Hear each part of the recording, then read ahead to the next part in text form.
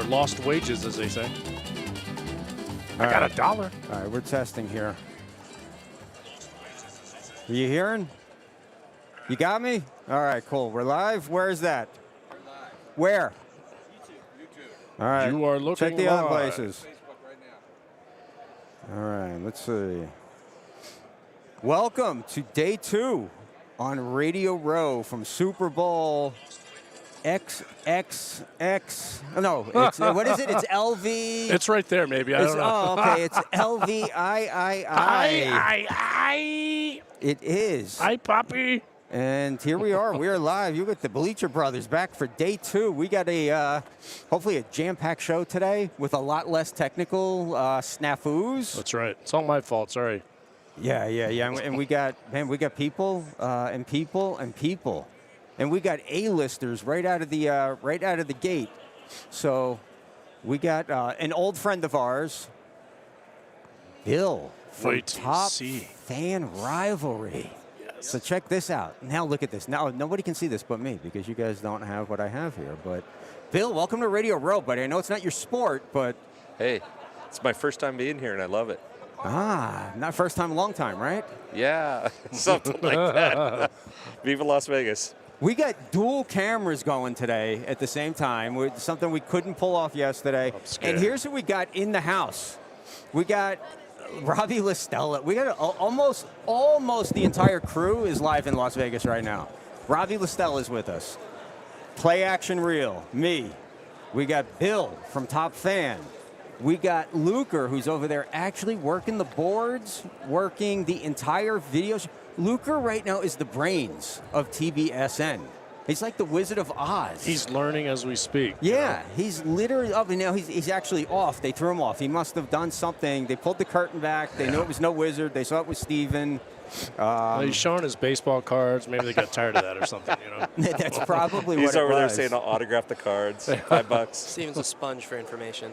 Man, let's go right into, so real quick, Bill, thanks for being here. We will get to you momentarily. No problem, okay? I'm here. Robbie, you're doing real journalism type stuff when you're out here because... How dare you? I know. God This is Bleacher Brothers. Yeah, God forbid everybody knew that we were just a bunch of boneheads doing this. Yeah, it's a lot of fun. I mean, What'd you do yesterday? We kept you out of the bonehead, and thank God you weren't here yesterday. You might have been hit with a soda can. I heard things were being thrown. A brownie, which might not have been so bad. I feel like maybe my diabetes is kicking in right now. Maybe where are those brownies, Tom? Look under one of the tables and see if they're laying there. All right. He's got the most indestructible phone ever. He's thrown it like 19 times, and it's I no launched scratch. this phone one time against the concrete wall. It was like a Nolan Ryan 110-mile-an-hour fastball. And the phone bounced back, hit me in the forehead, cracked my forehead open, and then it started ringing. A telemarketer, of course. Of course. Robbie, man, you did a lot of cool stuff yesterday. Yeah, we were all over the place. So the whole week... Start at the beginning of the day. Yep, all right? Absolutely. So the week started, obviously, with the opening press conference. They had everyone on hand. Mr. Las Vegas, Wayne Newton. They woke him up before noon, which was a bit of a surprise. Did he sing Dankeschön? No, my dad asked if he did, of course, too. But no. He didn't really have too much to say. It was funny. His quote, if you read our article on BleacherBrothers.com, I had to include it. All he had to say was, "The Super Bowl in Las Vegas. Yay." That was it. That was his whole speech. Huh? That was his speech, and then he presented the director of operations who helped set this whole thing up with 2 tickets to the Super Bowl. So that was actually pretty cool. Nice. A little bit of a recognition there for her. And then the governor, Joe Lombardo, was on hand, and he officially declared this whole week as Super Bowl week in Las Vegas. It's not Bleacher Brothers week? No, unfortunately. Why did we not. send you to these places, man? What are you actually doing for us? I don't know, man. They took him out of there as soon as it was over. I tried to get to him, but they had security. They kicked me on out of there. But you do have tomorrow lined up for us the lieutenant governor. Is that correct? Of New Orleans, yes, sir. And look, Vegas is almost yesterday's news. Right. It's all about New Orleans almost at this point. So that's how it was last year. I heard from you guys, right? That was it. Phoenix was out and Las Vegas was in. So it's all about the next big thing. We got a chance to meet some representatives from the New Orleans committee, and they said the lieutenant governor of New Orleans will be on hand tomorrow, and they're interested in speaking with us and promoting New Orleans a little bit, explaining the logistical side of things. Everybody should get their pardon requests put together now. This way we have them all in order so we can hand them to the guy when he's here. Right. Right. Yeah. So, but I think that'll be really cool from the perspective of New Orleans is a crazy city, man, and getting the lieutenant governor in here, and not necessarily finding things out about the Super Bowl, but we can find out a whole bunch of stuff about New Orleans. First thing I'm going to ask him is if he can clean up the stank at Bourbon Street, because it smells like urine and vomit combined. Vodka is what it too. smells like. Vodka too, Terrible. Yes. It's worse than Vegas out here. No, understand they're below sea level. That air just doesn't wash out. So yeah, and I mean, so from that press conference, actually, we went straight into a bus and we took that straight to the stadium. We had the food and beverage preview. And the first time the stadium was open to media was yesterday at about 11 a.m. We were there. There's a lot of work that goes into this. yes. There's executive chefs. There's at least 5 executive chefs. They have a mixologist who prepared probably the best old-fashioned I've ever had in my life. But yeah, so we did that. They took us. They actually had the director of events for the NFL on hand. She explained to us how yesterday worked. So normally Monday is media day. In the past, it's not been in the stadium. Last year actually was the first year it was open to the fans, but they did it at a convention center. This was the first time ever that the stadium was open to the fans before the Super Bowl. Wow. So I really think that is pretty cool. It's special. She talked. I actually had to ask her, which was pretty cool. We asked her, how this all came together, and I heard a response which makes me a fan of the NFL. Right? She was like, well, we had to think about it from a socioeconomic perspective, and not everyone is going to be able to afford that $1,000 ticket to the Super Bowl, right? So they made this entry level $30 flat fee. You get in for $30 last night, and you hear all the players interviewed. You get to see them for the first time. You get to see the stadium all decked out for the Super Bowl. Yep. And I mean, there were so many kids there. I mean, if you're anywhere from 5 to 10 years old, last night was, that was crazy. But circling back to the food and beverage preview a little bit. This is the food by the numbers at the Super Bowl, what they told me. They're so Yeah. You put that out. You put that tweet out. Give us the numbers. Bill, this is why Val, Stadium Food Girl, who's the king of food in all of Las Vegas, like Wayne Newton was. So Yeah. you see how Val disrespects us. Wayne Newton came out, who's the king of Las Vegas, to greet Robbie yesterday. Yep. Val's coming on Friday to welcome us. I'm catching the first flight out of here Friday afternoon as soon as the show's over. I got to get the hell out of town. So Robbie's got the breakdown on the actual amount of food and what they're having. All right, so we'll start with the staff. We got 2,000 team members. That's everybody from the people serving the chicken tenders in level 5,000 to the people in the executive suite serving the shrimp and grits and lobster. And so now breaking down the food a little bit, we got 15,000 hot dogs on hand. A lot of hot dogs. And they had it's not just those plain. I'm sure they have just plain hot dogs, but they were doing like lobster roll hot dogs with all. How many hot dogs? 15,000. I almost feel like that might not be enough. I wonder how long it would take Chef Tom to put down 15,000 hot dogs. No time, yeah. No, but you got to. Challenge accepted. He's going to need cigarette breaks in between. I guess so he's got to breathe, huh? No, he just needs the cigarette break. That's all. He doesn't need to breathe. That's how he breathes, right? Yes, I guess you're right. Yeah. We didn't get to try any of the king crab yesterday, but we did get to try the lobster tail. They have 4,000 pounds of each. 4,000 pounds of king crab and 4,000 pounds of lobster tail. I had a lobster quesadilla. I'm not a big seafood guy, per se. There's a few seafoods I like, but that was incredible. The chat says it would take Chef Tom 4 hours to put down 15,000 hot dogs. Give him a few beers or something. Okay, he's got to wash it down. This ain't the Kobayashi kind of thing where he's like stuffing them down. Like, how dry is that going to be? Could you see Tom? So he's got a cup of water or beer here. Right. He's got cigarettes, and he's going to need like a caddy, like a cigarette caddy, to light them on the side. So it's hot dog, smoke, drink, I would imagine, in that sort of order. God. I mean, I don't know. We'll have to ask him. The smells must be wonderful. Yeah, well, as you get older, you're into those sort of things. But anyway, go ahead, Robbie. The big hit yesterday, though, was the Wagyu steak. About everybody there, was trying to get a piece of that. I was able to get a piece of that. There's 4,000 pounds of Wagyu steak coming. It was the real deal. It's the stuff they got in Japan. It wasn't the Wagyu burgers they sell at Denny's. It was the real deal stuff, and that's going to be a big hit at the Super Bowl. Unfortunately, even for the people that are getting a $1,000 ticket, it's only for the people in the suite section. And from what I was hearing, if you want a suite at the Super Bowl, it's going for $2.5 million. which is absolutely bonkers. Then they have the one on the field, which is going for like I think 10 or 20, just to sit. $20 million? Something I don't know the exact price for Do the they one take on the checks? field. If it bounces, I don't know. I guess. All right. Yeah. I'll post-date it. But yeah, no. So just a lot going on food-wise, but drinks-wise as well. I mean, they have. Did you meet Chef Gary?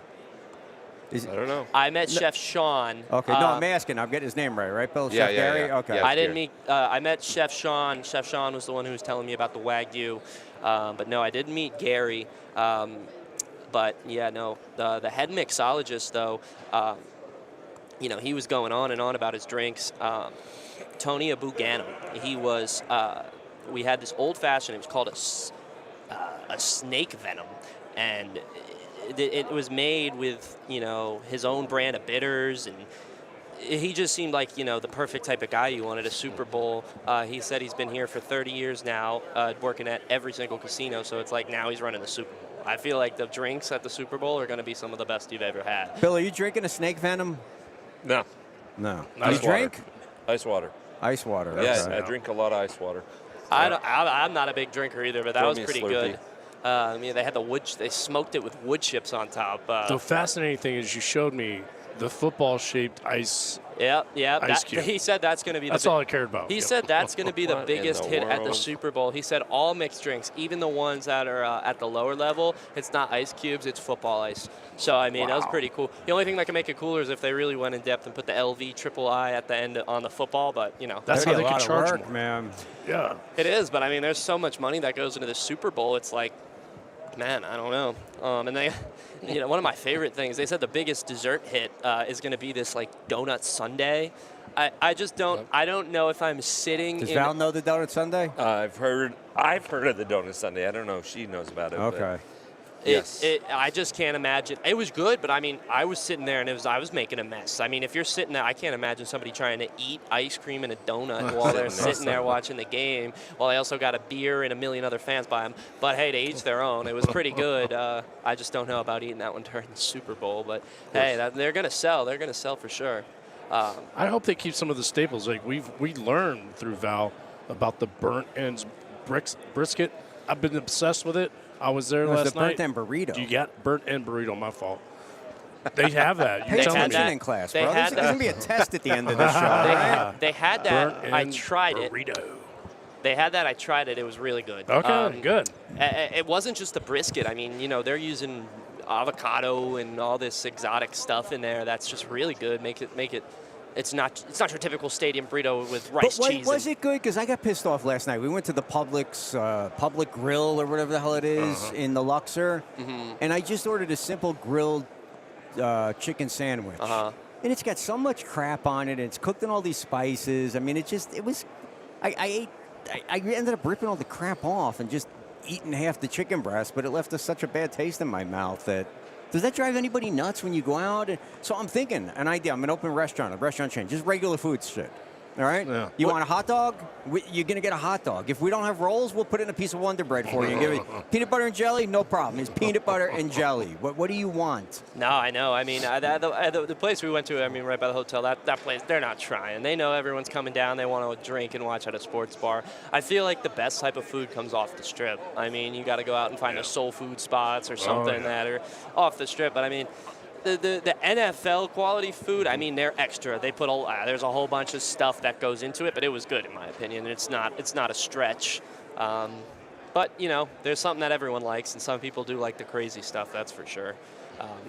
But the food transitioned right into the big night. I mean, we ate overlooking the stadium and the club level. Then they escorted us up to the media level, got a little tour of that, and then they served us dinner again, which was crazy. It was just the same stuff that was down there.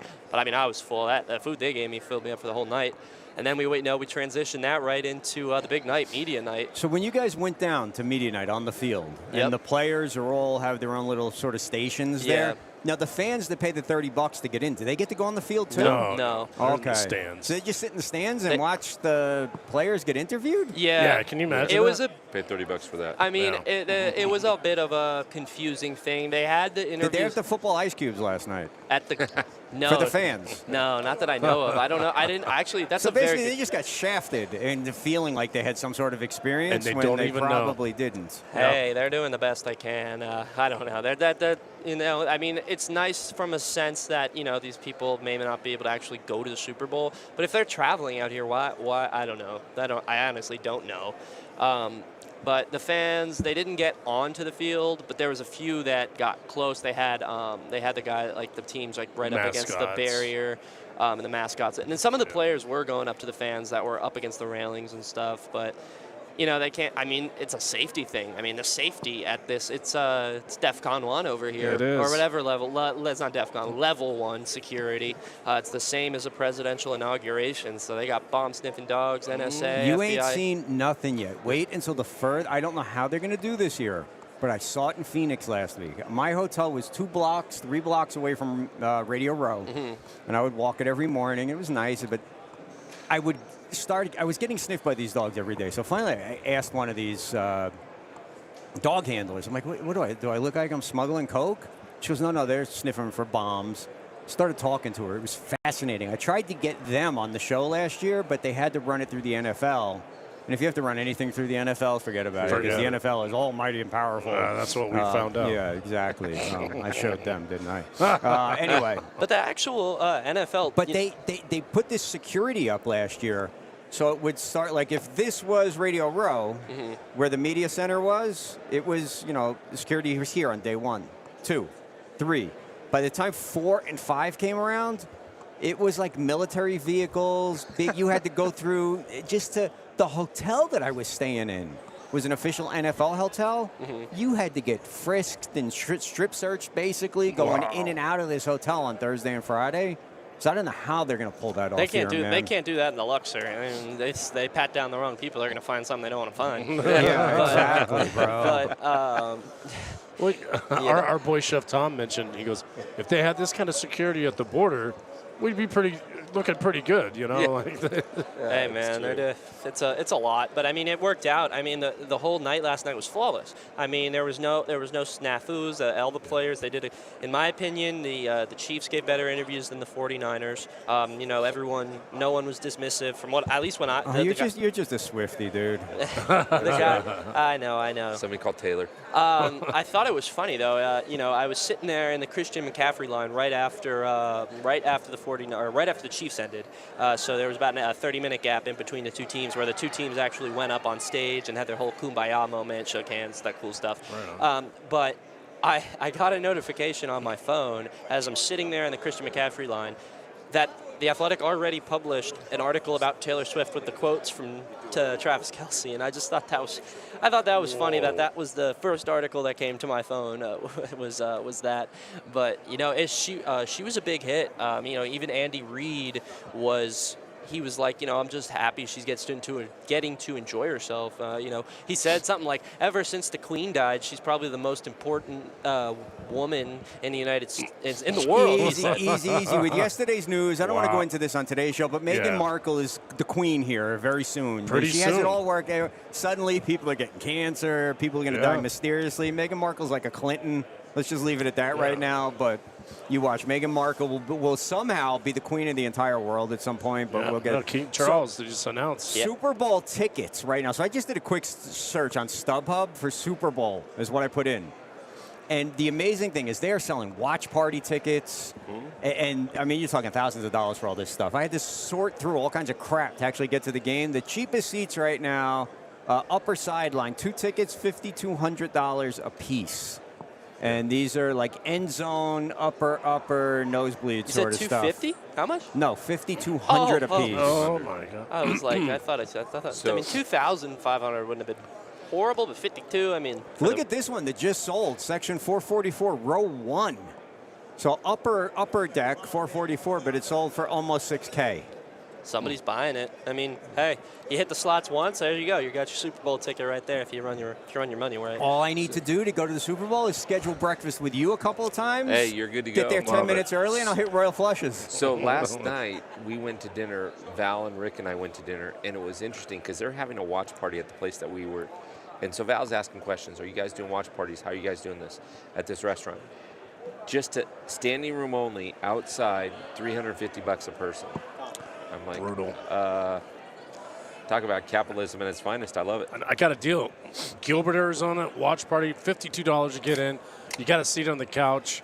You know, all the refreshments you can eat or drink, right? So Depends. If you send Chef Tom and he's going to put down 1,500 or 15,000 hot dogs in 4 hours, you might go broke. that's content. We need it. Yeah. You might go broke. Now, Robbie, you're pumping out like real hard-hitting journalism sort of stuff here, right?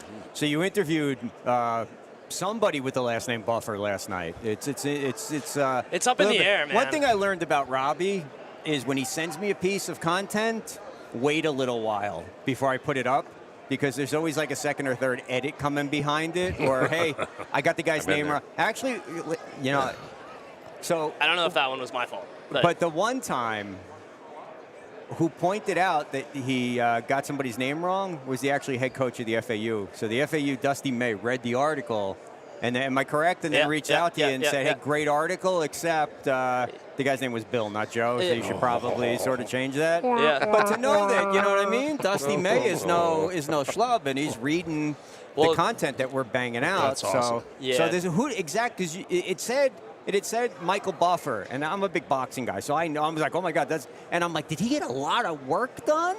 Michael Buffer, that doesn't look like him. But then the guy referenced Michael Buffer, and I'm like, wait a minute, is it Ricky Henderson? He's talking to the third person? But I just left it because it was late and I was tired. It was late and I was tired. I knew that. Understandably.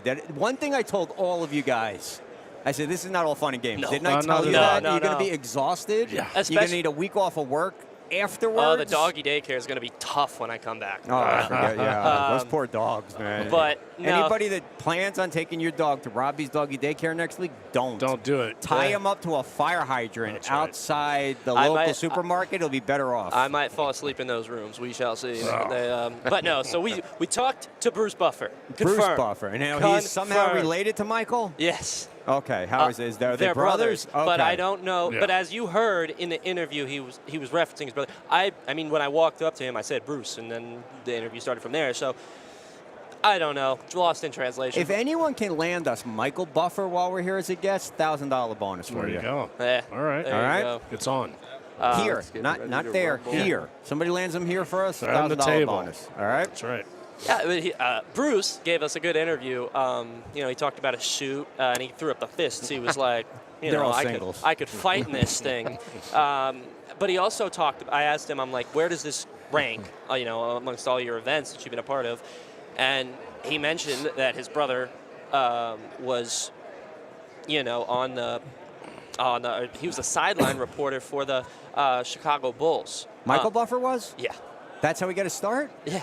Is that where Let's Get Ready to Rumble started? I believe so. Well, I'd rather ask him because you can't even tell the brothers apart. So right at the moment, no. But, the stories, he gave good stories. I think Andy Reid gave me a good quote as well, talking about Rashee Rice. Who else gave me something good? Chef Tom got a really good one. So Chef Tom, and we'll put this out on our TikTok and Facebook. Look, guys, it is busy, so we'll try to keep up.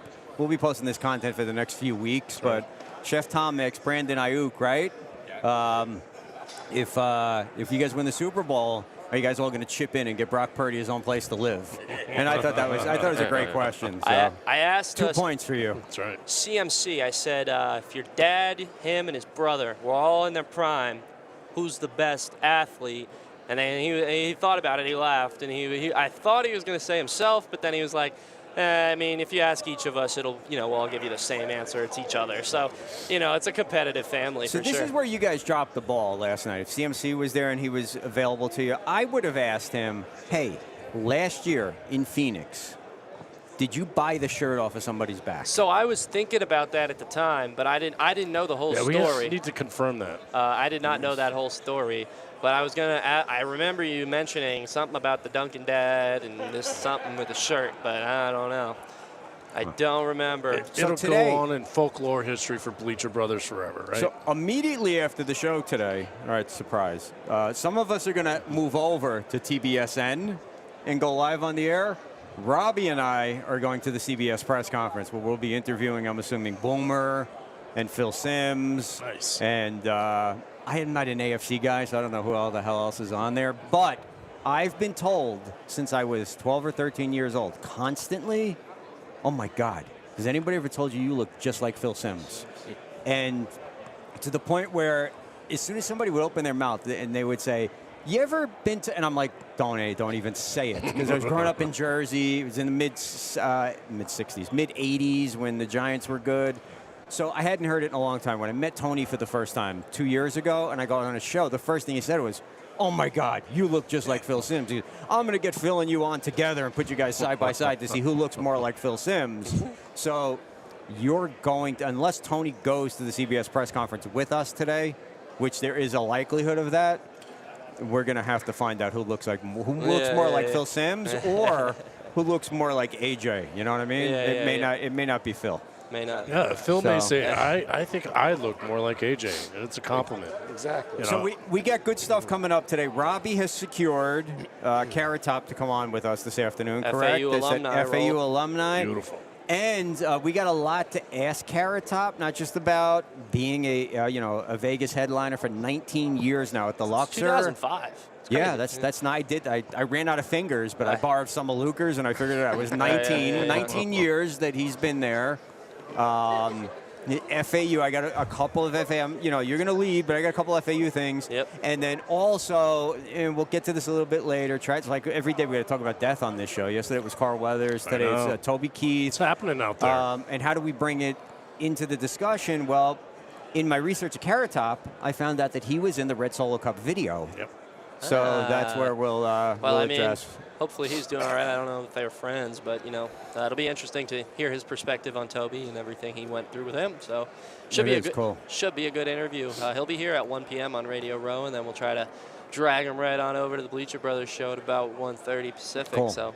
Yeah. All right. Well, I think you and Tom are going to go out and try to do some remote work now. We'll bring you on live if we can, when we see. So I'll keep an eye on what's going on down there. We're going to spend a little time with Bill because Bill came all the way in from Los Angeles. Oh my goodness. Any reason to get out of Los Angeles? I can say, Bill, you want to meet us in Harlem? Yep, I'm there. Let me get my car. I'll come over now. But more with Robbie all week long, and more with Robbie later on in the show with Carrot Top here in a few minutes. So take care. Good stuff, See you Robbie. Soon. All right, man. That's right. All right, cool. Robbie's killing it. If you're not following him on the socials, you're losing out because he had some great stuff last night. And, and he didn't mention it, talking about Buffer. His dad loves the guy. And his dad, he goes, wait till my dad wakes up. He's going to, crap his pants. So I know right now as we speak, Robbie's dad is just loving it. So and we got somebody else coming in. So Bill, we got Bill right now. Oh, it's Bill. Yeah, I'm sitting here. So Steven, when you sit down, yes, headphones immediately so you can hear everything that's going on. Your headphones and your mic's not turned on at this point, but we'll get you on here. Let's spend some time with our buddy Bill. What's up, Bill? Yo. Do you have a football team that you root for? I do. Who do you root for?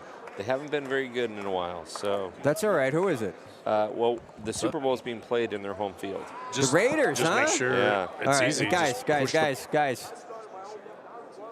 It's their first time working with, first time on the air. Not you, Bill. You're good. Listen. So the Raiders, huh? Yeah, so growing up, the Raiders were in L.A. when I was impressionable. So Kenny King, Marcus Allen, Jim Plunkett, Lyle Azedo, Howie Long, all those guys. And then they moved back to Oakland, and I still followed them. Yeah, it's a true fan. And now you're still, when they bailed and they came over here, you're still Raider fan. I usually try to get 3 or 4 games in a season because at that point we're already maybe 5. We're already 2-3 or 1-4, and the Chiefs are 5-0 or something like that. So it's usually at that point better luck next year. Well, the Chiefs tried to give everybody a chance this year, but nobody took it. I know. Now look what happened. I know. And Taylor came in and, what was the over-under? Were you with us? No, you weren't. Or were you with us on Sunday when we were watching the game and we had the over-under? Okay. So we're sitting there watching the game on Sunday 2 weeks ago after we were here, right? Everybody went home. No, you had already gone. And myself and Matt Callahan and gosh, who was the other person?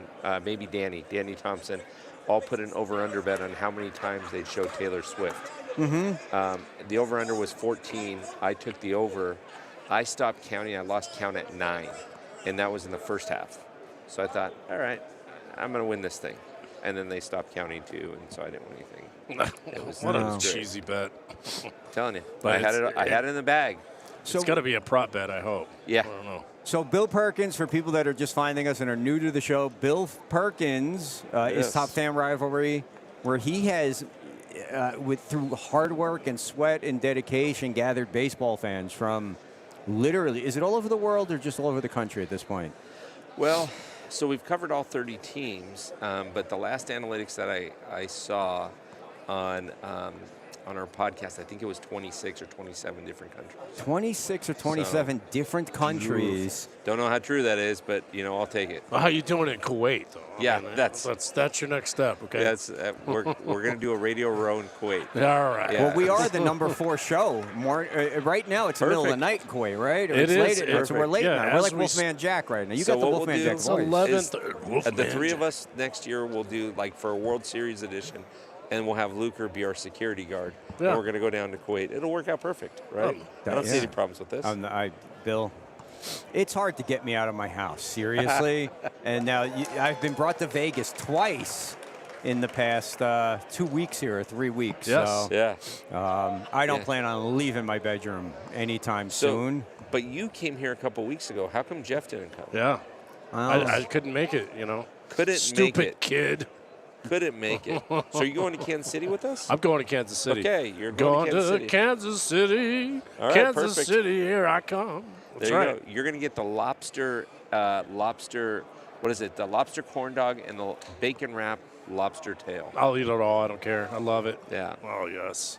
Yeah, and we got to shout out Rick, who's listening to the show right now. Mr. Stadium Food Girl. He's I driving follow around. him. Yeah. Yeah, he's great, He's man. so funny. what's his handle? It's MLB Trash Talkers. MLB Trash Talkers. Yeah, And he's yeah. got some funny stuff on Oh there. my gosh, he's got some great stuff. He did A post great duo. an amazing picture of Tommy Lasorda with Toby Keith, though. Is that right? Yeah, he posted. I saw it this morning. Oh, okay. He did a really good job. So, Rick, if you're listening, that was a great picture from Tommy and Toby. Yeah, Oh, Dodger Stadium. outstanding. And He's the Padre guy, right? Hey, Steven, fan, right? get up and go get a picture with DTR right there, all right? For Bleacher Brothers, all right? Just work your way in. So we scheduled because of our people. Everybody knows Gerald White is one of our friend of the show. Gerald White got us Dorian Thompson-Robinson, but we graciously, not that anything graciously happens in our friggin' direction, but I'm dealing with that. I know. But graciously handed him over to Tony. So we need to get Luker in there to make sure, because if not, it'll be, look at what we did, look at what we did, look at what we did. Oh, yeah. Well, they got to post it on social and all that, so it's all right. Yeah, well. We are gracious. Hey, huh? Bear with us, audience. We're all right? so gracious. There we go. All right. We'll give you the shirt off our back, right? Yeah. Who's the other guy? Of course, I owe Bill like 55,000 Who's the other? Is that LL Cool J with sweatshirts, him? right? I have to buy. My man. My man, I don't have no LL loaded in the board here. Yeah. Well, I'm supposed to lick my lips when I say that. Yeah. That's a game to play. What's that? Watch LL Cool J He and count how does. many times he licks his lips. That dude's got a new edition Yeah. Bobby Brown button on his sleeve, dude. That is him. That is awesome. Nice, good stuff. So, That's so awesome. when is the NFL version of Top Fan Rivalry coming out, buddy? Yes. Yes. It's probably coming out Is at it the in end the of the works? year. Yeah. It is. Yeah, NFL and NHL are in the works. So Beautiful. the whole idea of Top Fan was to make sure, since I knew baseball better than any other sport, to make all my mistakes business-wise with baseball, and then go into football and hockey and eventually basketball. Oh, yeah. So, Well, so we'll nail it down pretty quick. You've got the knowledge, man, and if you could do baseball, do anything. Yeah. Knowing you'll be fine. Bill, and if you obviously you've never done like the Super Bowl before, but you've been to football games, I Oh, imagine? yeah, absolutely. Okay. Absolutely. College, all that? Yeah. In fact, I love, so I graduated from Cal State Fullerton. We didn't have a football team, but I love watching college football. It Not like him. it almost seems like there's a little bit more passion to it because these guys are playing to be here, Yeah. right? Where when these guys have made it here, it's a different scenario. Any Raiders games? Your team? No, I've never been to a Raiders game. Now, okay. I've been up to Oakland. I've been to the Coliseum. It was a Yankees A's game. Sure. And believe it or not, they were selling more Yankees gear than A's gear. I hate that. So I want to see somebody try to do that in the Bronx. Can you AJ, you're from that side of the world. Can you imagine going into the Bronx and seeing the visiting team's memorabilia being sold? No, Now, the that closest doesn't they happen in the get is Bronx. they do have a, if you've seen it, I've been to Yankee Stadium, Okay. they have a shirt that says Buck Fawston. That's the closest you can ever get. That's, So. yeah, that's Which is, I should have bought that, doggone it. it's probably out of order along with your 55 sweatshirts. and your 55,000. 55,000. Yeah. There you Not, go. And 15,000 hot dogs. Are you a mustard guy or are you a ketchup guy or what? So I'm told that ketchup doesn't belong on a hot dog, Exactly. but what's going on? Not me this time. Yeah, that's. But I got to tell you guys, first of all, I love being out here. This is my first Radio Row. I'll do it again with you guys. I just thank you so much for allowing me to come out, man. This has been a good experience. You guys have no idea what I had to do to get here. It was downpouring, and there's a section of the 15 that you drive up. That's 5 lanes, and it's up a hill, and they shut down it from 5 lanes to 2.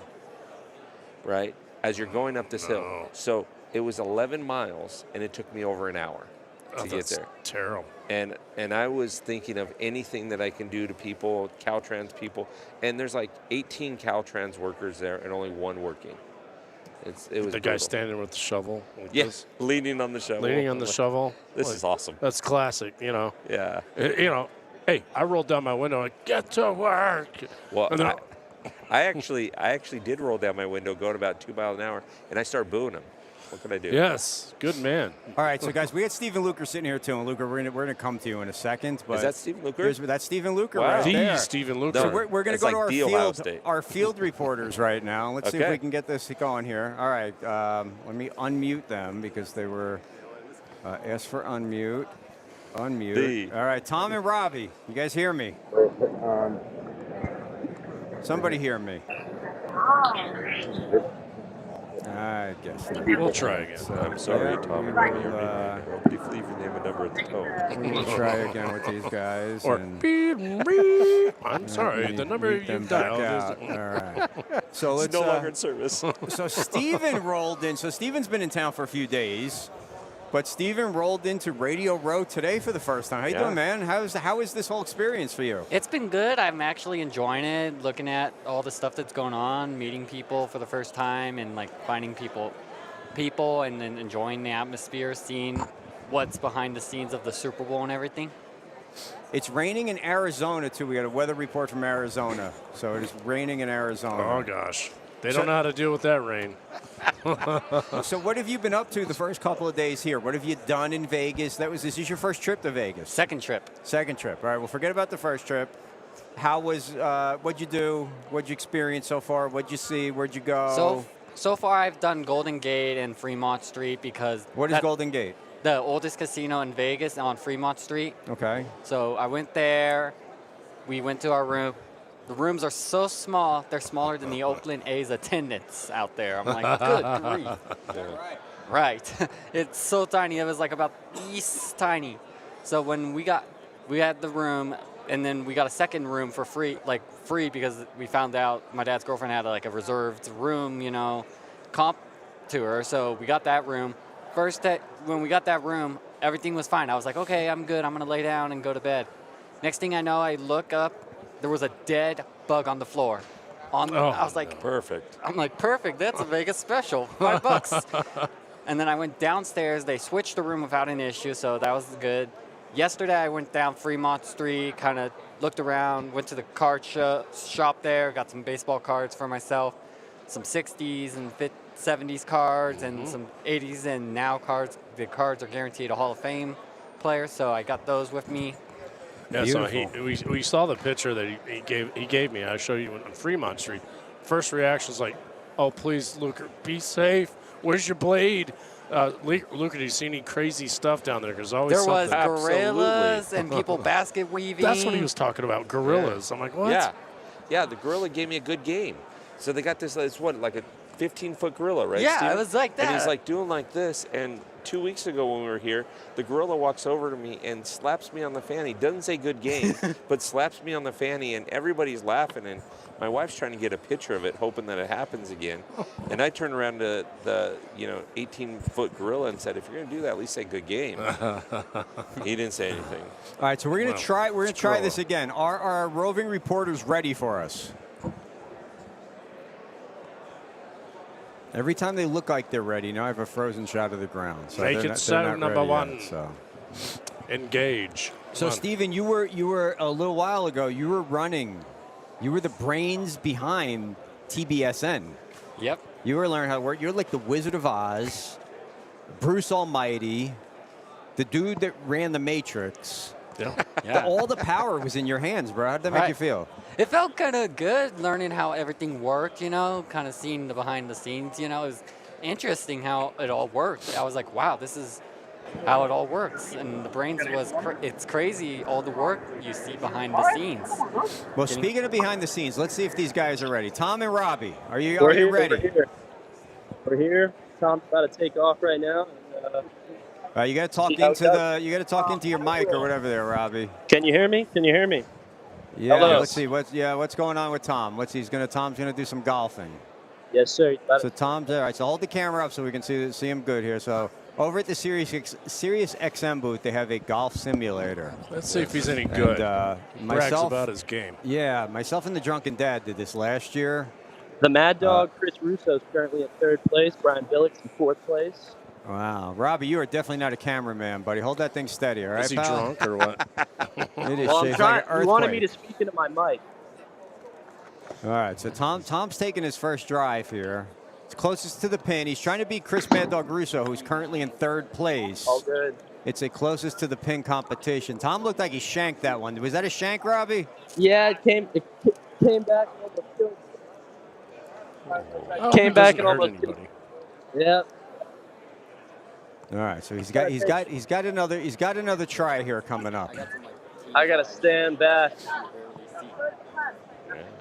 So do we have any golf music here that we can? Hello, get friends. There's a little bit. No, here we go. There's some golf music. That's right. There's what we got for golf Close music your here. headphones. That's a great one. Jim All right, Nance he's says, going "Hello, again. friends." Axel F. Yeah, Axel F. Normally Steven's theme song for his updates, but we're not doing any updates this week. All right, let's go, Tom. You got to get closest to the pin here on this one, buddy. That didn't look like a bad shot, Robbie. What do we got? You're right. Tom got advice. Let's see here. So are we like on the Price is Right here? Is this like, is Drew Carey over there going, okay, you got so many of them right, you're gonna win the car if you hit a hole-in-one? Is that what's going on here? It might be, yeah. It might be. So how did we do on that one, guys?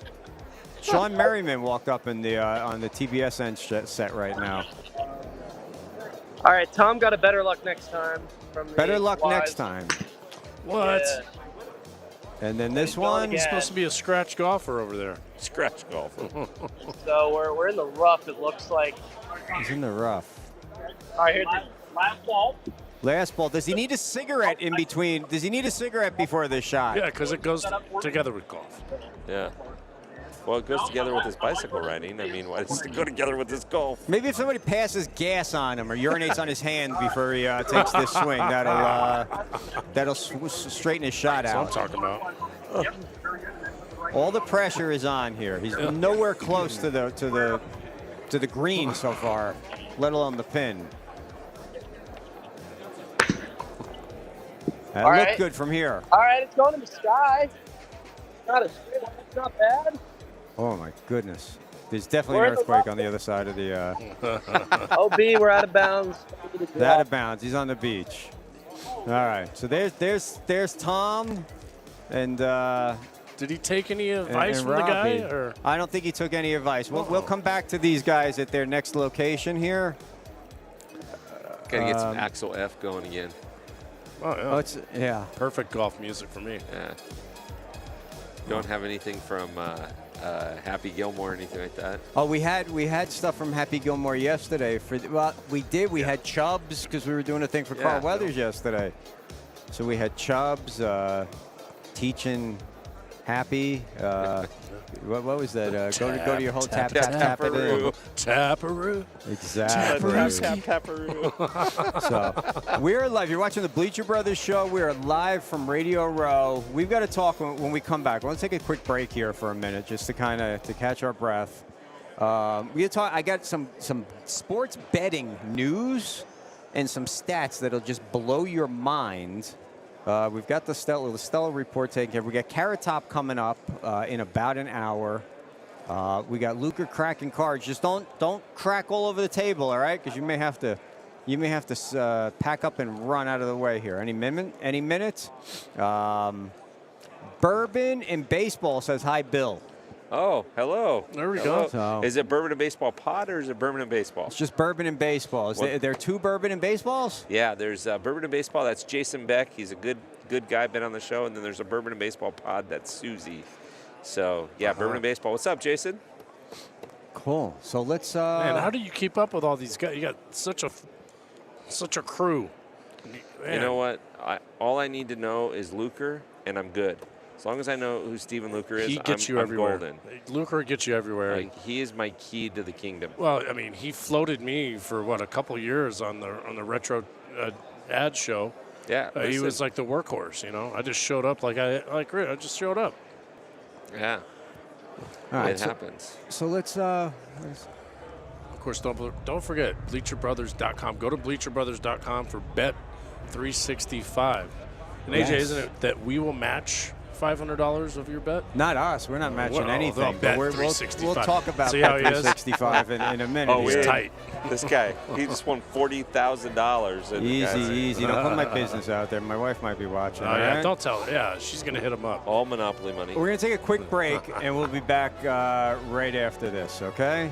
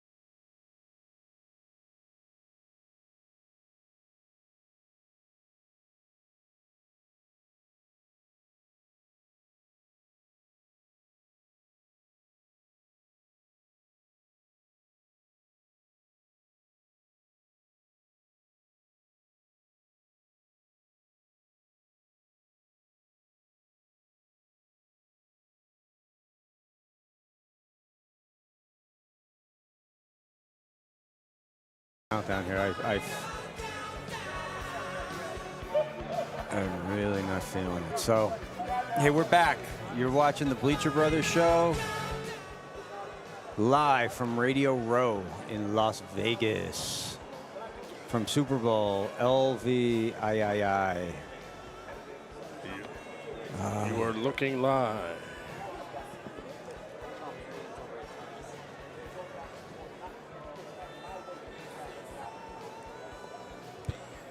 You gotta carry this one. Yeah. That's,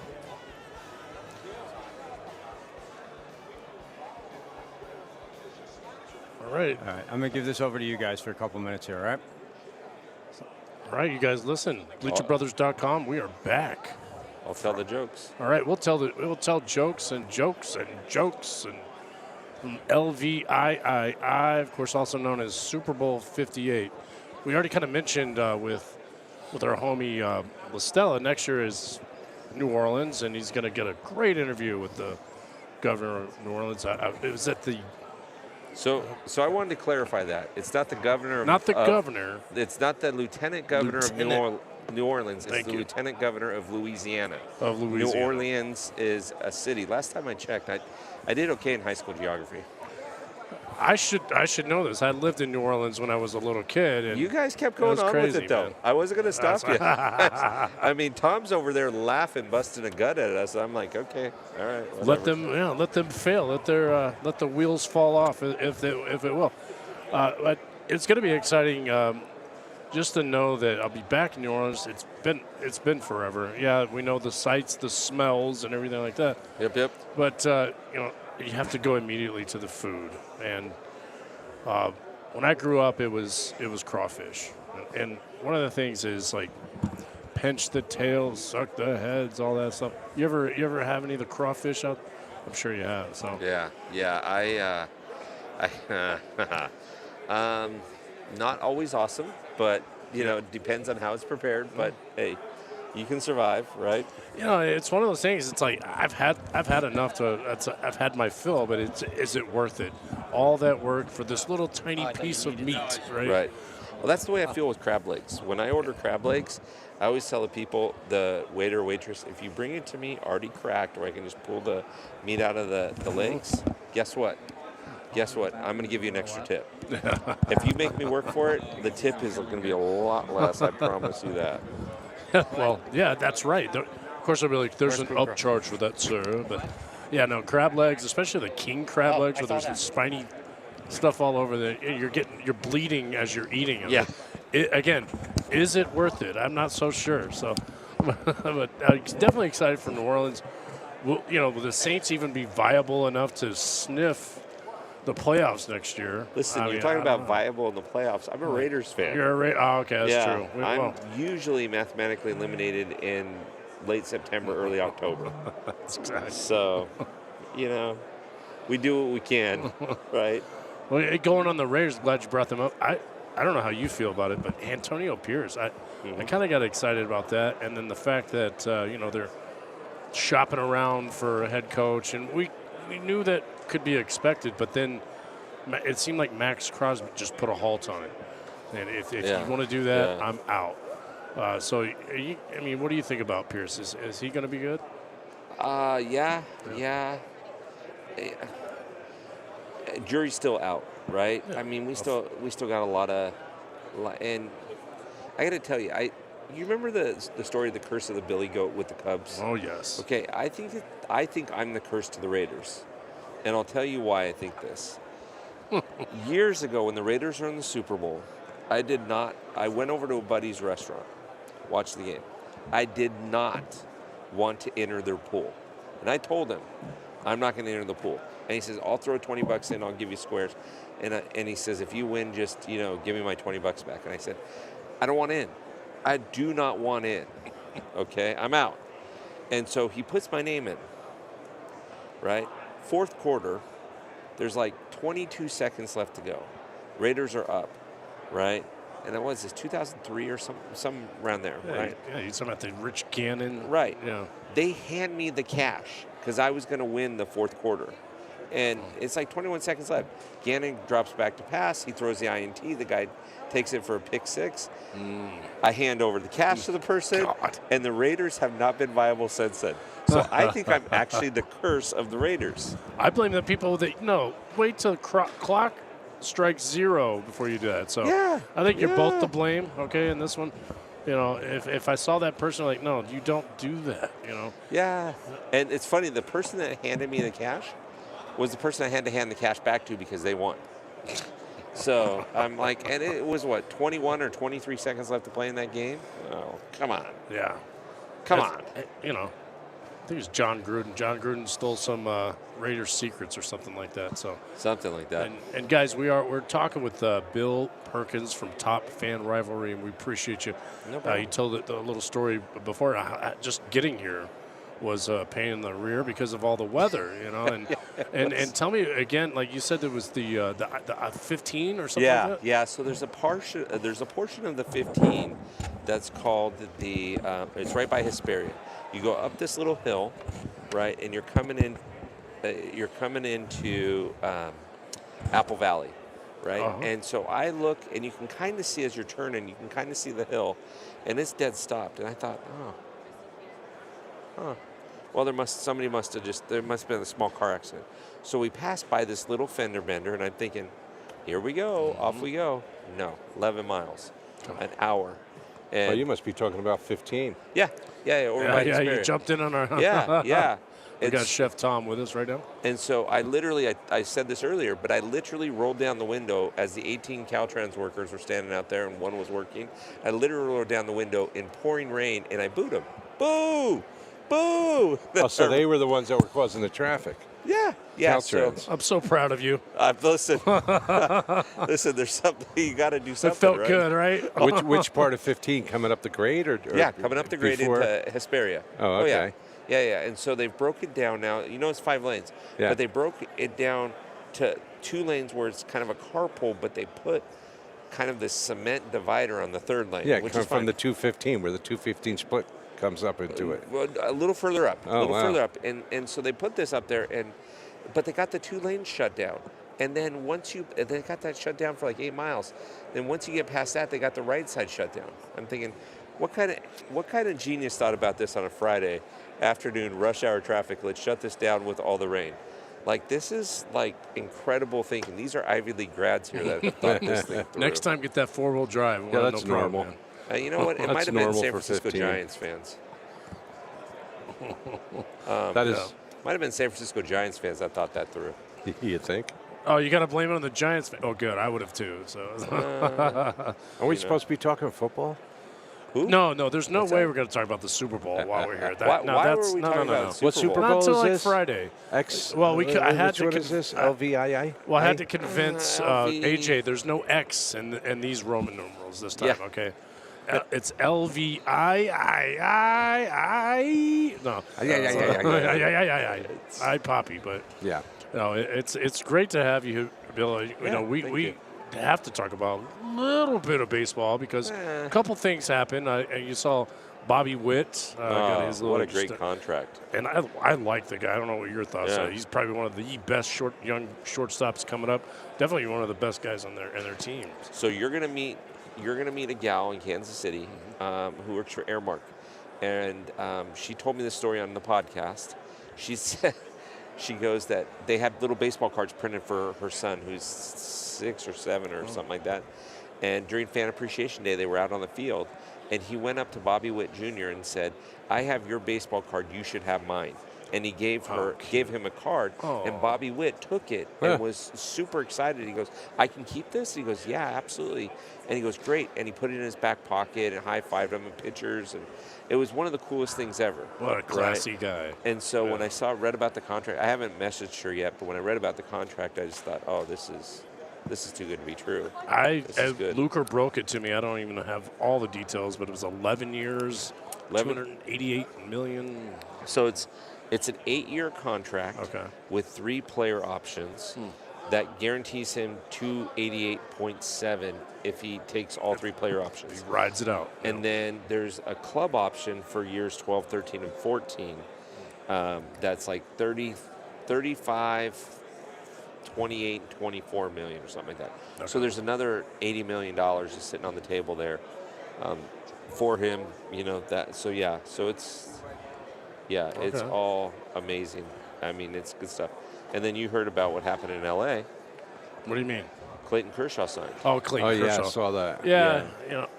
That's so, old news. He's got to get what? He's got to get a physical. Yeah. Or something. I say he's got to get a physical once a month. This guy. Well, but here's the thing. We'll get back to football 1 second, boys. But so let me ask you this: if you guys are writing the checks, you're signing the front of the checks. Tom, Jeff, you guys are signing the front of the checks.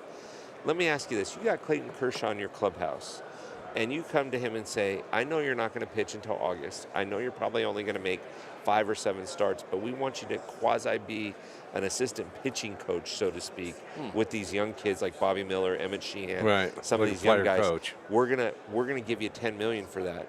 Tell me you wouldn't write that check. I know. Yeah.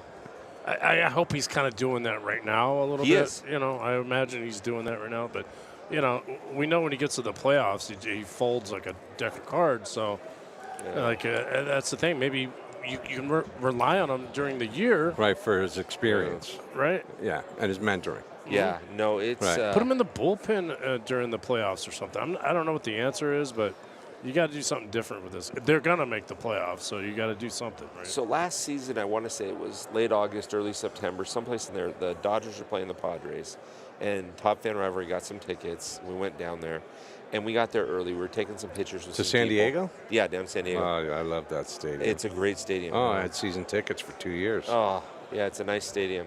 And so what do I see in center field? I see Bobby Miller talking to Clayton Kershaw. Oh, So no Bobby way. Miller's the rookie, right? Right. Throws 100 miles an hour. And Clayton's talking to him about it. I don't know what he was saying, but he was motioning like his arm angles. And so he was mentoring him and coaching him. And I thought, give that guy. So when he got blown up in the playoffs, the first thing I thought is we can't end this like this. This doesn't end. This type of guy doesn't go out like that. Even if he only pitches one more inning, let him have a good inning. But because of what he's doing there, I like that. Yeah. You know, and the Dodgers are a classy enough organization that they're going to give him a lot of leeway. I can just see it. So he's done so much, and You got to. yeah, As long as he's not just doing it for the paycheck, No. you know. At this point, I mean, the guy's made $300+ million. No, I know, but sometimes it's kind of like, hey, Yeah. they're throwing all this money at me, you know. I'll play the game, you know. Why not? and as I look around here before, this would make Val, our stadium food girl, very proud. I saw a bunch of guys with some Texas Rangers hats and everything. So Yeah. when she comes Yeah, here, I saw some. She'll be she'll excited. be feel right Yeah. at home. Yeah. Yeah. But Yeah. you know, a little bit back to football. Not Yeah. this game, but I found out about some breaking. I don't know if it's breaking news, but Godell mentioned that the Eagles are going to have their first home. Is going to actually open the season in Brazil. Yeah, I know. I saw that. Brazil, Yeah. Yeah. And it's going to be on a Friday, so it's going to be one of the most interesting. Yeah. They'll probably have some, you know, like border security type security there too. Oh, You know. well, they better. I gotta have tell better you. stuff. I mean, but then again, if you know a bunch of Philly fans go down there, That's all you need. they're fine because I mean, Yeah, you can't. they're the craziest, You know. Yeah, the people in Brazil are like, oh God, leave them alone. You know. Yeah. You know, As we see a guy with the Philly Flyers shirt Yeah. on. everywhere I don't care where you go, you're going to see an Eagles fan. You're going to Yep. see, you know, of course, you said Flyers. Yeah, Eagles fans, Philly fans, they show up like Oh, they're yeah. in space right now. Okay. Yeah. So, Yeah, they'll be like, you know, climbing light posts in Brazil.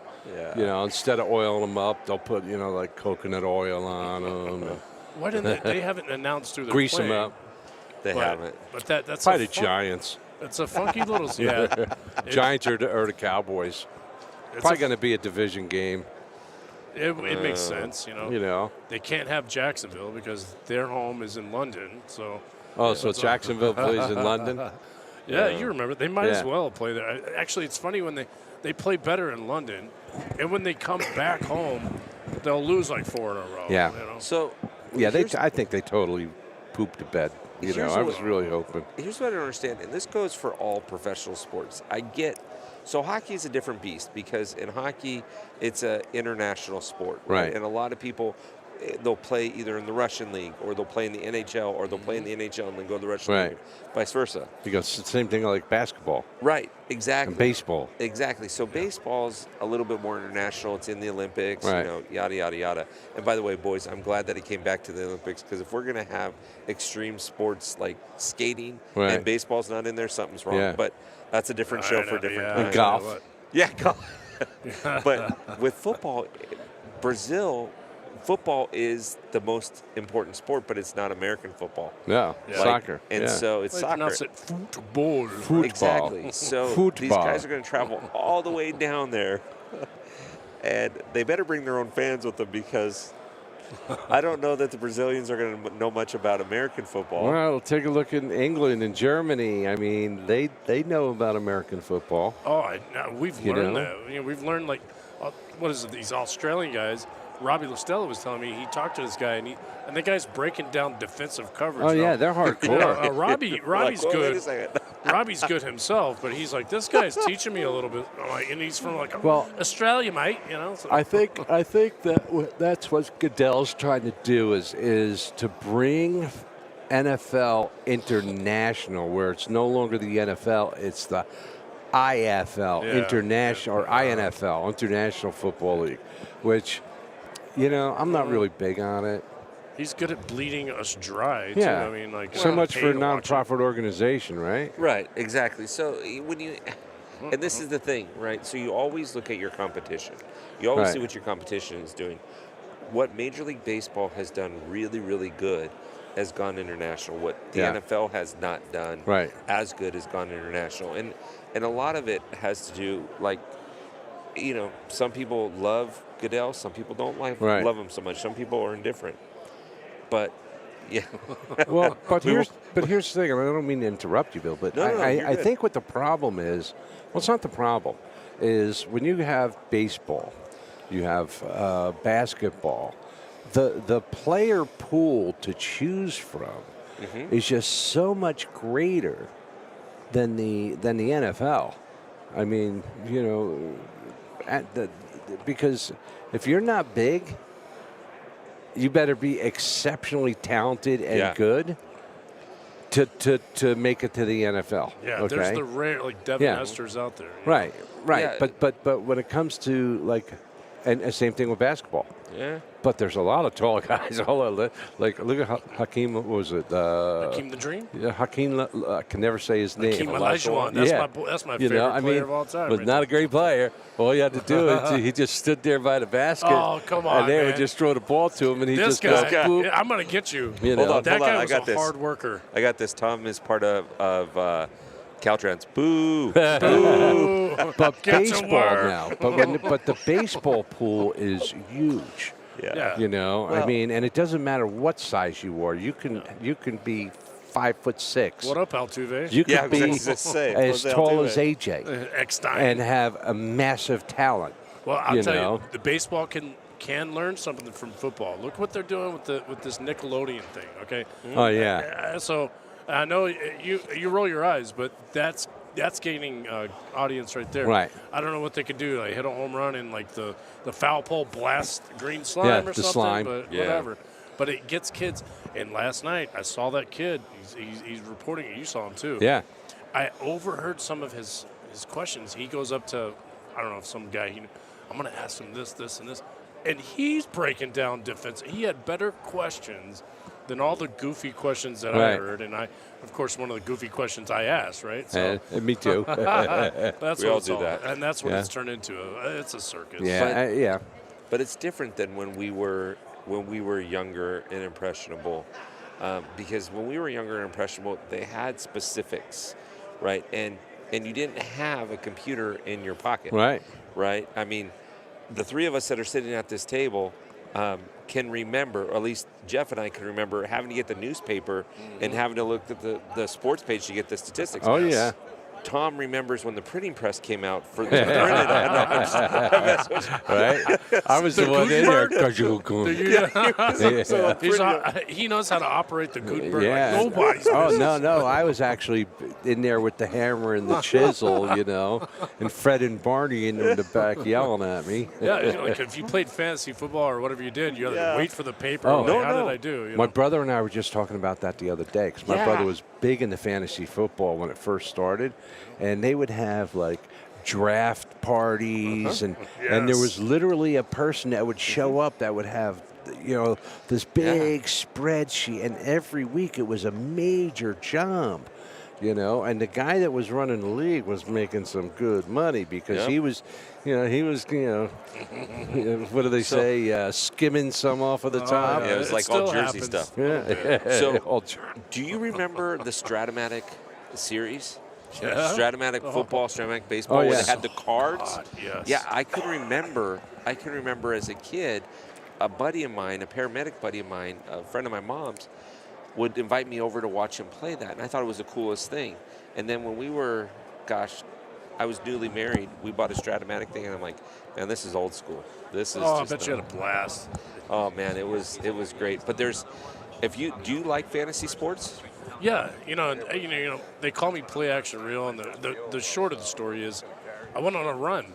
It's like a 3-year run, and basically, I named myself Play Action Real. I'm like, you know what? And when it came to, kind of doing my thing that I'm doing, it's like I'm gonna call myself Play Action Real. I get so much good luck from that. But yeah, I do, and I want to listen to what you're about to say. So I know of a league that's going to be home runs only, baseball, home runs only. That's me. Rick is listening to this because Rick right now. Rick, if you're listening, I'm gonna blurt it out. But Rick that we just met, right? No, Rick of Rick and Val. Okay. Okay. Home runs only. He's got this idea for if you come in as the loser, like if you lose the whole league, he's got some fantastic ideas for like just poking fun at somebody. Like one of the things that he was thinking about doing, and we're not sure that we're going to actually do this, but like if you lose, if you're the last place person, you got like 3 hours to go bowl like a 220 or something like that. And if you can't do it, then when the season starts, you have to eat as many hot dogs as you can at a ballpark, and it will lower the score that you have to get by 10 pins. Like that's serious. Yeah, he's no mess around. You got to be in. Are you in? I got to do this. Okay. There's no way around Rick, it. I got you another one, man. It's home runs only. Home runs only. That is me all the way. Because I can't do rotisserie anymore. I'm done That's with for it. chicken. Yes, it is for chicken, But here's the thing: the way that it's going to work is you can only have one person per team, and you have to have all 9 positions. Well, DH all right. beating. A DH, so, I hope, right? So I can't I can't grab Freddie Freeman and Mookie Betts, and like if I grab Freddie Freeman, that's it. I can't grab another Dodger. Yeah, so so you only get to pick one player. You can't pick multiple players from one team. No, just one player from one team and all 9. And you have to, if it's a different team, it can't be it can't be a first baseman. Correct. Oh, okay. Yeah. So then you're gonna move now, on. if you have somebody that's injured, though, then you can move somebody in. Okay. But once they're off the IL, you got to dump the person that you got in and go back to your original guy. I mean, this is big time. This is next level stuff. You are in. I should have thought about this. I don't know what I'm slipping. We'll call Rick after this. Okay, Rick, so you stole my idea. As we're here at Media Row for the Super Bowl. Yes, sir. Sorry about that. World Series of football. Yeah. Okay. That's it. Tom's booing us back. No, but what do you like your experience so far? Like when we were over in the stadium, what did you think? Like what was your impression of the stadium? You already know what mine the stadium was just glorious. Yeah. Just beautiful. I think state of the art. You're gonna find a better one. I think it's just the way it laid out, the whole 9. So. Yeah. Yeah. What did you think of that field? I know that was just a temporary field. I took it with a grain of salt. Yeah, It's just so did I. It's just this. I thought it was nice and comfortable. I was ready to take a nap on that's it. the thing. That felt so good. I'm not walking convinced on that you're not ready to take a Yeah, nap but we saw anywhere. the field. They had the field on the out, that they bring in. And we were talking about this earlier. It's amazing the technology, you know. I mean, how they have a indoor stadium, outdoor grass, and it's just, you know, everything. They're rolling in and out. They can do anything these days. Well, but one of the things I wanted to know is the ceiling. It looks opaque. You got me on that. I bet it is. I'm not sure if it's opaque or no, because it lets in natural sunlight, so they can keep the the grass. The grass. Well, one of the we talk about the grass. They don't want the grass growing so much, and that's the idea. They really don't want it growing so much while it's in there. You know, that can create a problem. So. Right. All right, hey, so can we hit on this sports gambling stuff that we got here? I saved it just for you. All right, awesome. Perfect. I'm gonna do my best here, guys. This all right, good. so all right. Hope you're doing all right.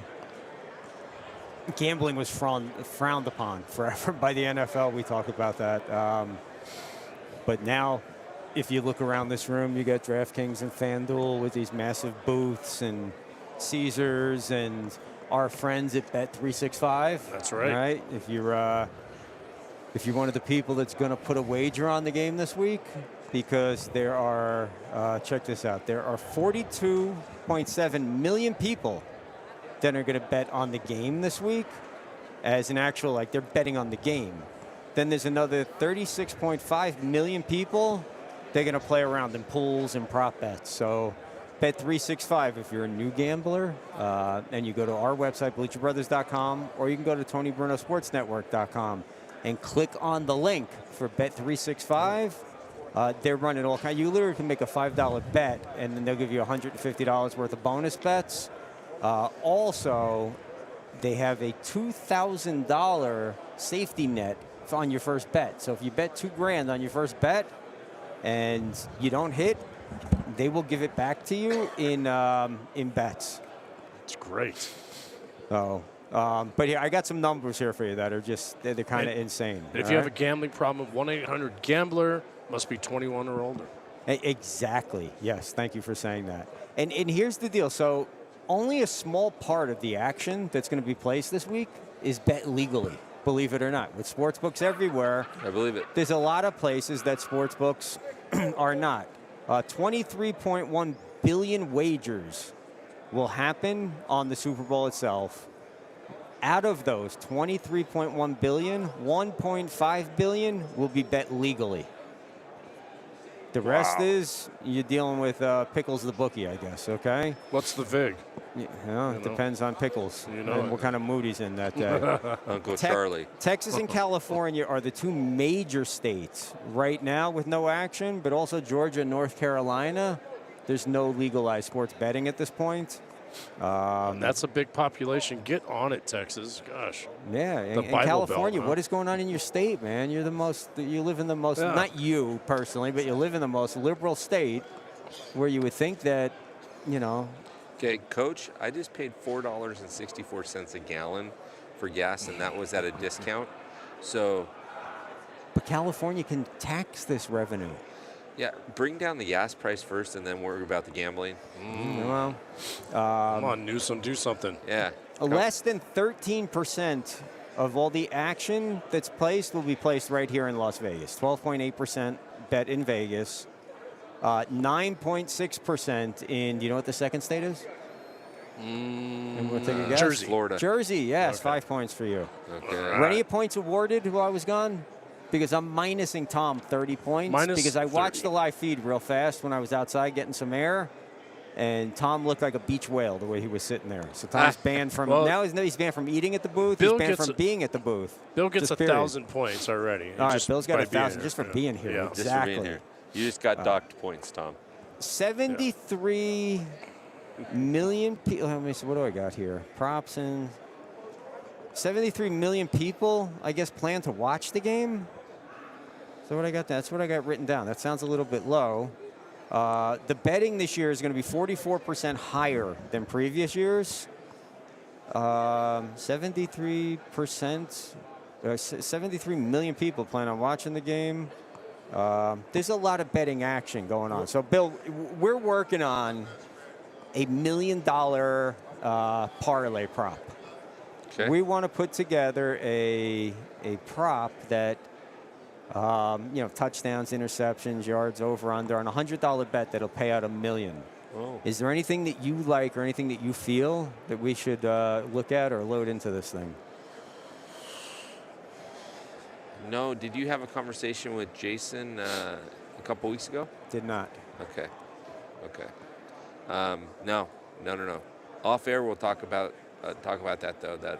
But no, that'd be great. $100 on a parlay and hit $1 million. Why not?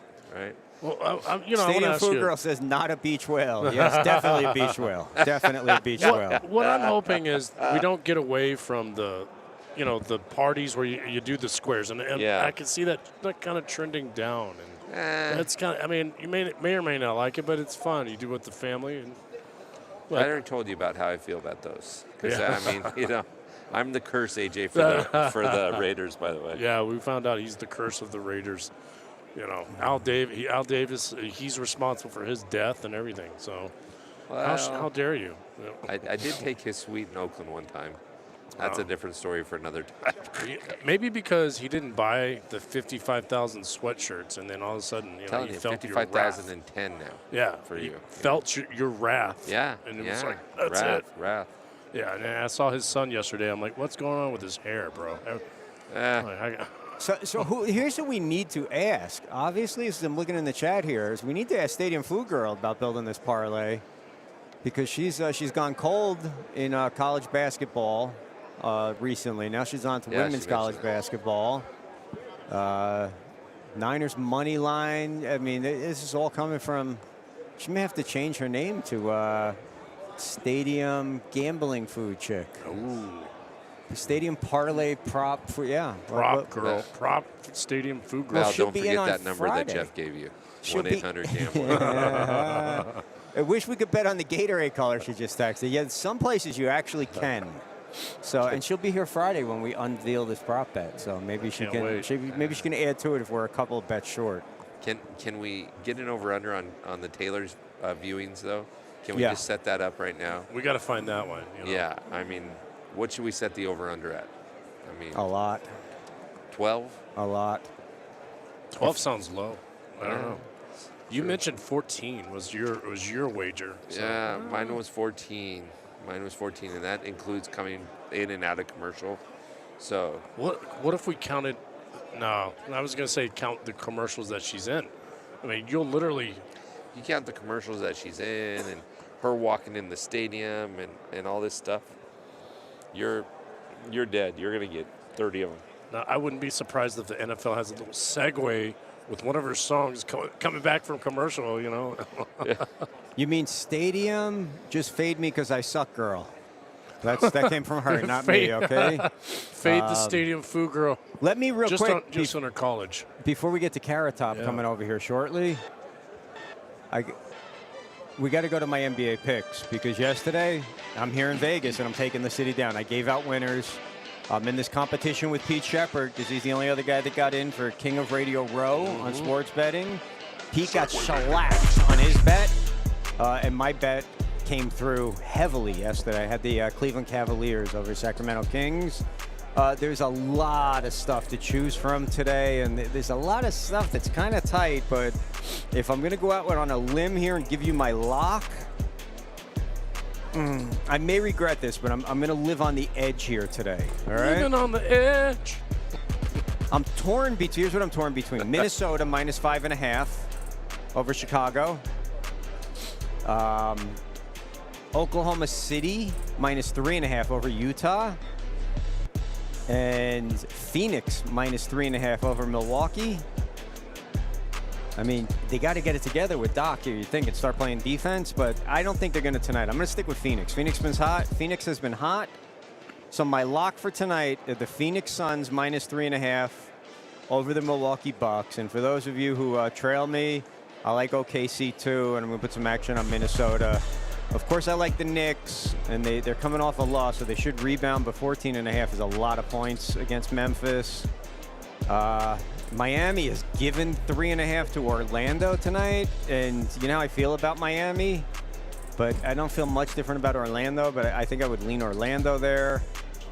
Dallas is -3.5 against the Nets. And then you got Indiana minus 8.5 against Houston. Indiana's about to go on a roll, but tonight, take Phoenix minus 3.5 over Milwaukee. Lock that in. All right. That's the NBA pick of the day. All right. How about if we take a quick break, and then we come back, and we should have Carrot Top here with us. Yeah. You guys cool with that? Definitely. Yeah. Come All right, back. cool. BleacherBrothers.com.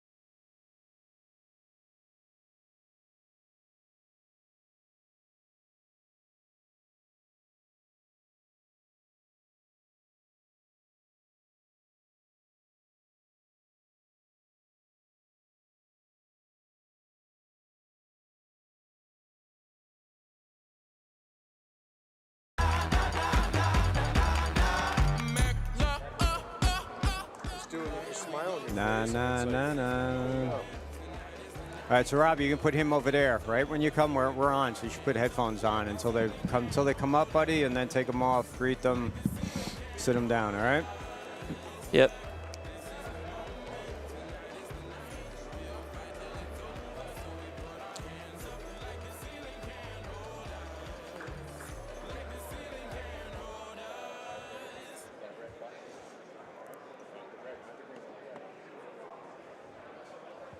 We're back from Radio Luro live in Las Vegas for Super Bowl. Here you say it.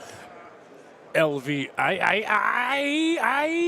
Livy? Livy. something like that. Exactly. Super Bowl LVIII, baby.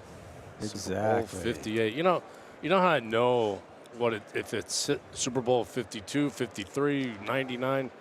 Well, it's roughly 10 years. Came out 10 years before me. 66. I was born in 76. So easy math for me. And just so happens I'll be celebrating a stupid birthday here on Friday.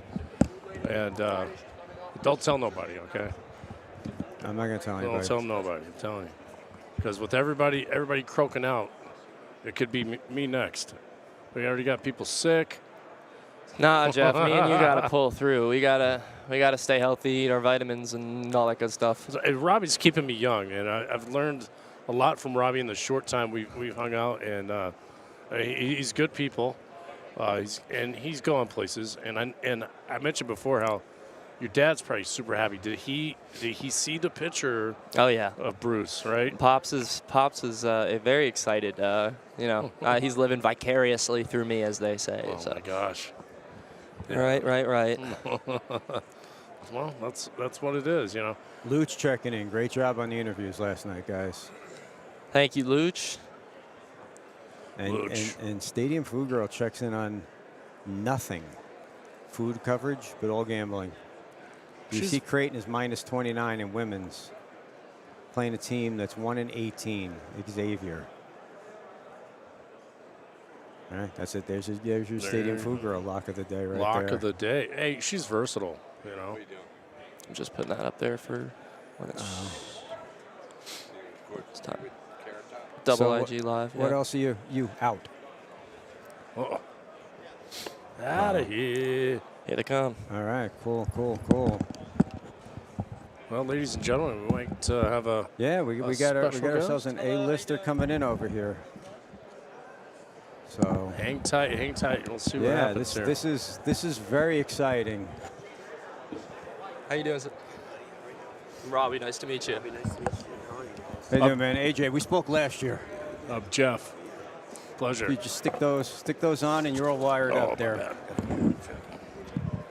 So the gray Carrot Top, who has been 19 years at the Luxor, huh? 18. 18. Could be feels like 19. Probably feels like 18 30 years, some and ways. then coming up on 30 years at the Luxor. I mean, 30 years in Vegas. But 18 at the Luxor, yeah. That's awesome. So Robbie, who works with us, right? We met last year. I interviewed with Tony. Robbie's an FAU Oh, journalism student right yes, now. Sir. Yes, sir. I graduate. He's going right now. Oh, you're going now. So yes, you sir. haven't graduated yet. Yes, I graduate this semester. Oh, good for you. Majoring in journalism with a minor in sports studies and sociology. I covered our basketball team's run to the Final Four last year. I saw you rooting us along the way. All the way, man. I couldn't believe it. FAU. That's great. Right. I mean, when you went there, it was dirt. There was nothing. Seriously, Robbie, all your classrooms were dirt. Most of my classrooms are in trailers. Really? Yep. So was there a football team when you were there? No. Oh, That's where I parked. We parked out where the field was. That was parking for the school. Okay. Yeah. So a lot has changed. No, definitely. So the same amount of people, though, attend the football games now than did when you were there, and there was no team. There's literally no. Unbelievable. It's horrible. I was going to ask if you were the guy that went to the football stadium when you were there, but obviously not. I did not. But you did. You parked there. Yeah, that's where we parked. We walked. Yeah, but it's amazing. I mean, Boca Raton is just, I always thought that was kind of a crazy place to go to college because it's right next to a beach. So it's like, do I go surfing or do I study? Do I go surfing or do I go study? See, that's a common issue with FAU students, right? I mean, you're wearing flip-flops to class. You can wear board shorts, and then, you go right to the beach. Yeah. Did you Publix had valet parking. I remember that. Publix had valet parking? And I said, this is really a rich town if they have valet parking at Publix. We lost. We don't have valet Publix anymore. Did you experience any nightlife when you were in Boca? Did you go out at all across your 4 years? There was a club called Club Boca. Club Boca. If it's still there. It's like 20 years ago, 25 years ago, I used to do that. That was the club, man. You Club Boca. It's no longer there. No. No. Nightlife in Boca comes and goes, man. I mean, the Boca PD, they're not really a fan of that college nightlife. So they shut it down. So how did you turn a marketing degree from FAU into an illustrious career in Las Vegas? It's a great question because I used to do a thing in my show about that. I said I got a degree in marketing, and of course then I go right into comedy because that's the natural progression. But I wish I had done what you've done when I was there, but not that it would have, I wish I had done theater and done something to get me to promote myself into this, but I got a degree in marketing, and then as I think I used my marketing degree, believe it or not, to its advantage because it was all branding. It was all Carrot Top, the whole thing. So when I was on stage, the very first time, I had my little prop trunk, and there was a prop trunk on stage, and there was, just an open, empty lid. Yeah. And I said, why don't I put my logo in the back, put Carrot Top in the back of it, so the whole time that I'm on stage, the crowd is reading my logo. So in a sense, I did brand awareness. Yeah. Right. I did use my marketing skills to kind of come up with a brand and a name and kind of utilize it. I mean, it's awesome to see like other FAU students have success. I mean, the alumni base, it's it's not as big as a school like Michigan, Alabama, but we have people out there, so it's awesome to see that it's possible. Going a little bit into your Vegas career now, what if you had to sum it up, what would be your favorite memory from your time here so far? My goodness, I know it's a tough question. That's a tough one because there's a lot. I mean, just. And if not memory, what do you enjoy the most about it? Well, I enjoy doing the show every night. I mean, that's one thing fun. You kind of look. There's almost not a night that you go on stage and kind of find the moment to get jazzed, and because that's the number one question people ask. Like, you do it like 250 nights a year. How do you find the energy and the fun factor to do it? And you get there, and I don't know what it is. You get dressed, you put on your Carrot Top stuff, and you hear the pre-show music going. And you just get into, and then you're electrified. And I look in the mirror and I said, I think I'm in show business. I mean, I'm not quite in it, but So, and you got to put on a show like it's your first show every night. So somehow I find that energy. I love that every night is like the first night. So it's exciting. I got to say this because my wife and I have seen. It's been a while now. We saw every show out here. I mean, everything. Fairy stuff, good stuff, funny stuff. Your show was the funniest show I've ever seen in my life. I mean, it was like 15 years ago, so I'm sure it's even funnier now or just different now. Probably worse now, but that's great. Nah. No, I hope it's better because we try to keep it fresh and new, and that's the one thing I think I admire about if I had to say something about my show, like when people come, is how the freshness of it and the how it always just evolves because you always want it to evolve, and so now it's more interactive, it's more. It's always been fast-paced, but there's lots of interactive. It's kind of hard to not be focused in on the show because there's so much going on screens behind you. I'm talking, there's music playing, there's a lot of different ways to connect with the crowd with sometimes a joke, sometimes music, sometimes audio. And I feel like that's evolved a lot since you first started at the Luxor, especially, and your career and like the technology aspect of it's probably expanded so much. But I mean, you seem like a smart guy. You're using your marketing degree and learning along the way. It's like when you live here in Las Vegas, it's the Strip. But I've met someone yesterday who said, they see everywhere on the street. Do you really absorb the whole Las Vegas aspect? Yeah. You're everywhere? This is such a great town. I mean, people don't really realize that there's more than the Strip. I have a house in Orlando, and people always say, oh, Disney? And I go, well, I don't live at Disney. Do you go there a lot, probably? I'm like, no, I don't think I've gone to Disney in 30 years. But like the Strip, outside of the Strip, there's there's beautiful communities and places to go and have lunch and shop and do whatever. And then you have the Strip too for if you want wild craziness, So I have friends that come in town. Naturally, they want to come to the Strip. You get a chance to come down and kind of do the Strip once in a while. But then otherwise, I stay out west and do my thing. And I come in for work, of course, but Yeah. No, there's nothing like Las Vegas, and there's nothing like having the Super Bowl. I mean, this is the biggest ordeal I think Vegas has seen ever since I've been here. You going to the game? Look at my hat. I'm trying to find a ticket. I can't get a ticket, but we're working on it. Maybe Olivia Culp will get you a ticket. Like she got her mother-in-law I asked all the players ticket. yesterday. They said, we'll work on it, man. Well, I can tell you if you want to get an FAU football ticket, they're not like the Super Bowl. They're about $10. I mean, you can bring a can of soup sometimes. Yeah, they'll let you in the door. We gotta get you to a game. I mean, I graduate this semester, unfortunately, but if you want to come, I would love to go to an FAU game. Man, that'd be awesome. All right, yeah, we gotta get your contact. I would over. love that. I mean, it's so cool, man. We have basketball as well. Is on fire. Do you follow FAU sports at all at this point, or football and basketball? I started just like anybody else, to be honest, with them when they started doing so well in the tournament. Yep. I did start following them more than I had prior, but then I backed them every day. I was doing posts and videos and doing everything I could do to support them. And yeah, it's You're great. great. You're great on I think it's IG. Yeah, where I Instagram. follow you. Yeah, Yeah, I try to keep up with everything and fun and keep it silly. And that's what you do. You just mentioned keeping it fresh, keeping it new. And so what do you do? Like, is it a current events? What are you doing to keep it? Is it technology to keep it fresh? Well, I try to keep it based on, everyday thing. Like even yesterday I did a post about, it could just be something that someone mentions to me or something that annoys me. I have things called pet peeves I do. Here's another pet peeve, and I'll just say something that bothers me. And a lot of people can relate to it. So what's bothering you today? Well, not today. Today I'm okay. This guy is not. No, he's not. So The rest of us do. I was We somewhere are. and I was at lunch and I had my glasses on, and these two ladies were like, "We have a question." I said, "Yeah, are those real?" And I said, "Are what real? Your glasses?" And I said, "Are my glasses real?"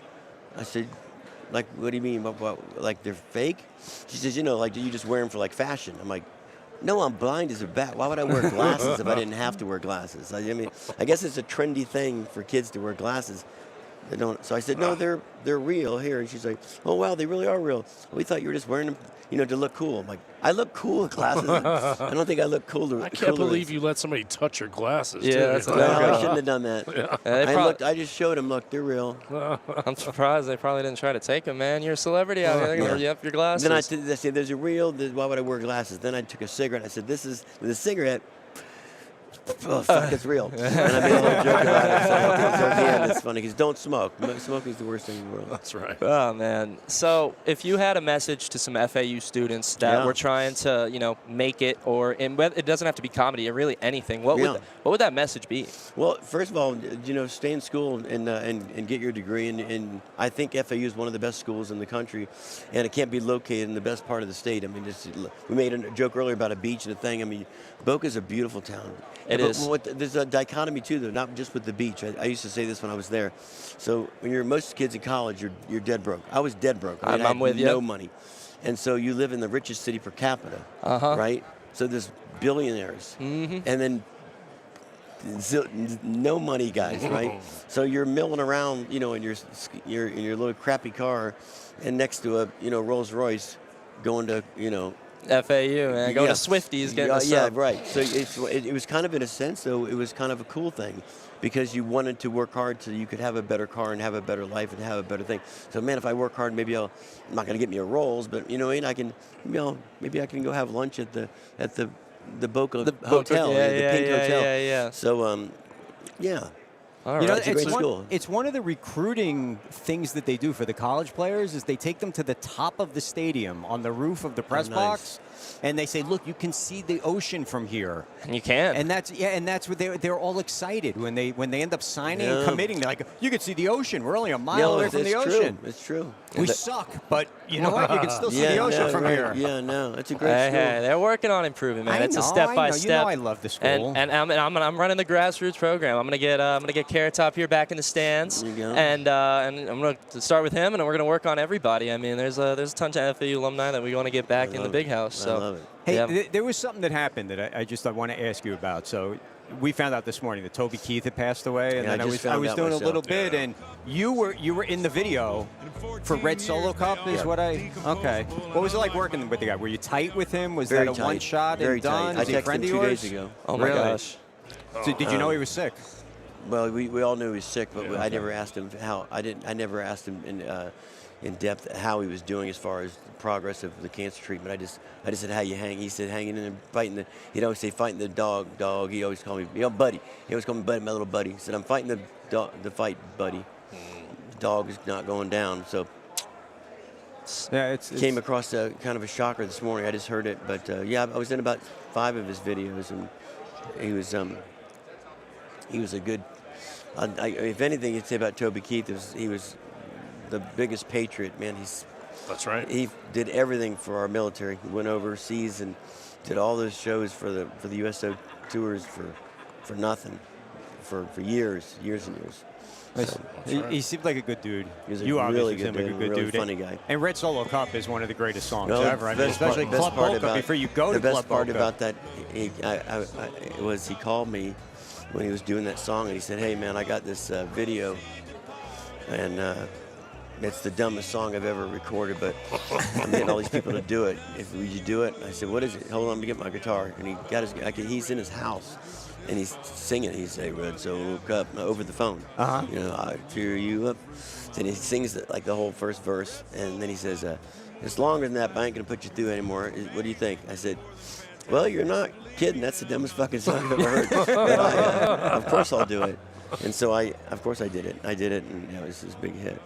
And that just shows awesome, the type man. of person Carrot Top is, man. You sound personable and amazing. I mean, that's FAU. That's how they build good people, right? Yeah. So, and how much does all of this, is it a nuisance to you? Do No, you it's fun. I enjoy get to doing go- this sort of thing? No, it's fun because I get to come and tell stories and kind of do things that I wouldn't normally do when I'm on stage, you know, just telling a story. I don't think I would, you know.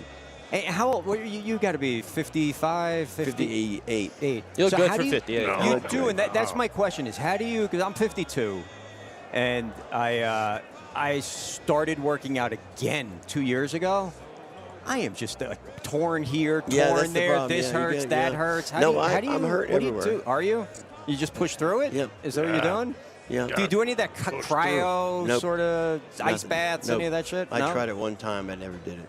Just froze my ass off in there. And that was Stretch, enough. right? I just stretch a lot, though. I Yeah. do stretch every set. I stretch. And I don't do a lot of weight. I do just enough weight to stay kind of in shape. Okay. Are you But- working out 5 days a week, 3 days a week, 7 At days? least 5, sometimes mostly 6 days a week. Are you in a gym? Do you Yeah. do it in the house in the Gym. gym? I go to Okay. a gym. Okay. That way I get motivated to get out of the house. Gotcha. You go incognito in the gym, or you just, yes, I you know? go just like this. No one knows. I He put a wears hat the on. glass. He puts the glasses on for disguise. That's where people are asking him, are those real? I said, Pat, I'm not Carrot Top. Not And it Carrot works Top, every yeah. time. Yeah. Yeah, they go, oh, I thought you were Carrot Top, but I saw the hat. It's not Carrot Top. So I have one last question, and then Okay. Robbie, you can. Who do you like in the game this weekend? The red team. Totally the red team. The red team. exactly. Well, You know, I made red. I invented red. No, there was no red before I would. No. It's tough because the Purdy kid's story is like, he's magical. So you really want to root for him. Hey, And then he's I met, from my town. yeah. Yeah, Gilbert. Yeah, so. And then I met the pride of Chiefs, Gilbert. all the Chiefs players yesterday, and they were all so nice to me. I wanted to give Andy and Reed a hug, so now I'm like, shit. So now I'm stuck. I like them both. I don't think I'll be disappointed either way. The other teams won a lot of them, so that's, you know, they've won a lot, so that's good. I'm going to go with the underdogs and go with the 49ers. So are you going to bet them, or That- you're just going to root I'm for not them? going to bet them. I don't bet. I live in Vegas. I've never bet in my life. How about that? Do you That's like nice. sports bet? Do you like gamble at Never all? gamble at all. Never Wow, gamble. Never. that is. That's wow. probably why I still live here and work here. Yeah, fair enough. Exactly. Yeah. No, definitely. So, what do you have planned this week outside of Radio Row? Are you still I'm doing not your? telling you. No. No, Just I'm walk around gonna- town and I'm you'll just gonna find do them. I have my show every night, and I'll do this, and then doing a few other things towards the end of the week, and then I'm going snowboarding for a week off. So Awesome. Well, where are you going snowboarding? Colorado. Tahoe. Awesome. There you go. Awesome. Well, that's all I got. Awesome, man. Well, It I was- do thank want you. I want Thank you to you. know that he's taught us a lot just right now. Yeah. Okay, stay in school. Yes. Okay, stay in school. Also, don't smoke. And Don't smoke. I mean, I gotta I say, mean that. Yeah. don't. I mean that too, Tom. And also, Nancy Reagan says, just say no. So say put no. that into your repertoire, man. You'd be covered. I will. Awesome. Carrot, Great any- Carrot Top. Thank you so Thank you much guys for for having me joining us. on. We're going to play Red Solo Cup again. There We're you going to get a go. picture of Robbie and Carrot Top, but we'll be Yes. right back on the Bleacher Brothers show. It's awesome, man. Stay with Thank us. you very much.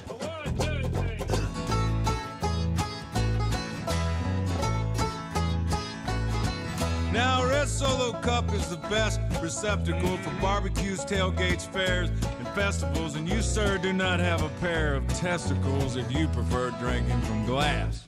Hey, Red Solo Cup is cheap and disposable. And in 14 years, they are decomposable. And unlike my home, they are not foreclosable. Freddie Mac can kiss my ass. Woo! Red Solo Cup, I fill you up. Let's have a party.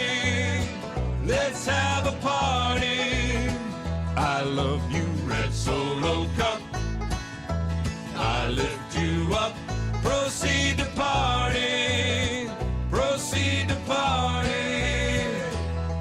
Now, I really love how you're easy to stack, but I really hate how you're easy to crack. Because when beer runs down, front of my back. Well, that, my friends, is quite yucky. But I have to admit that the ladies get smitten, admiring how sharply my first name is written on you with a Sharpie when I get to hitting on them to help me get lucky. Red Solo Cup, I fill you up. Let's have a party. Let's have a party. I love you, Red Solo Cup. What? I lift you up. Proceed to party. Proceed to party. Now I see you in blue. Lots of questions. I was sorry, guys. I couldn't do everything at once and avoid puking in the trash can while we were doing it. But great question is Luch. Luch saw Carrot Top in AC, said the show was great. Penguin AZ wanted to know if Carrot Top allows cell phones in his shows. Dave Chappelle, he does not put up with that. He will stop the show and storm off. So does he have the bag? Robbie, put your headphones on, buddy. Yeah.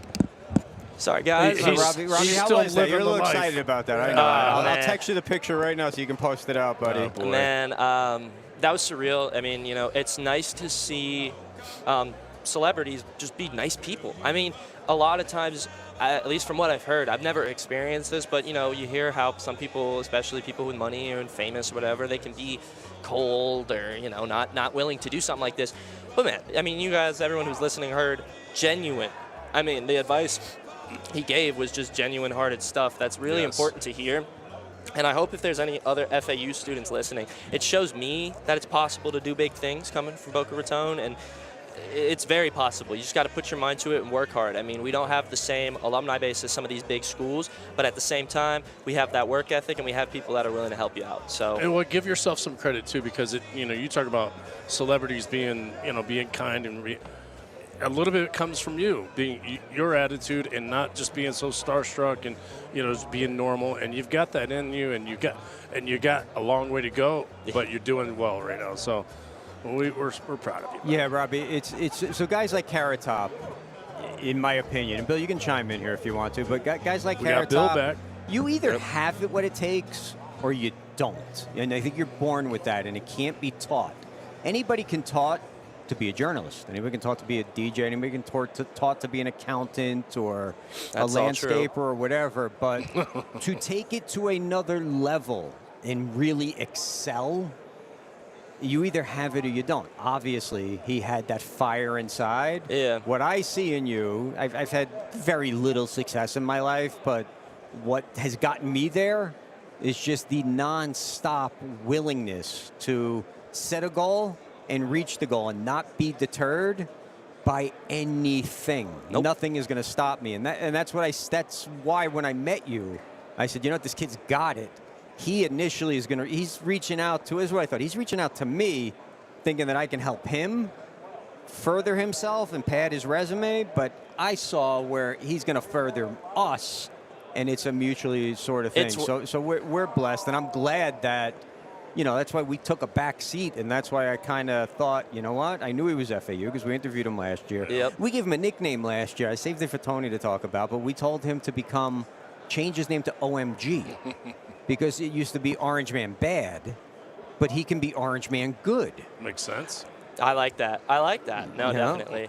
We told him to go and trademark it. I'm not sure if he was probably too busy in the gym and walking around town. He got me a little emotional talking about. You see, Toby Keith, welled man. up, about Toby Keith. Man, that was just another awesome experience in itself, just to hear that type of story. Rest in peace. But wow, that was some good stuff. Definitely, all around.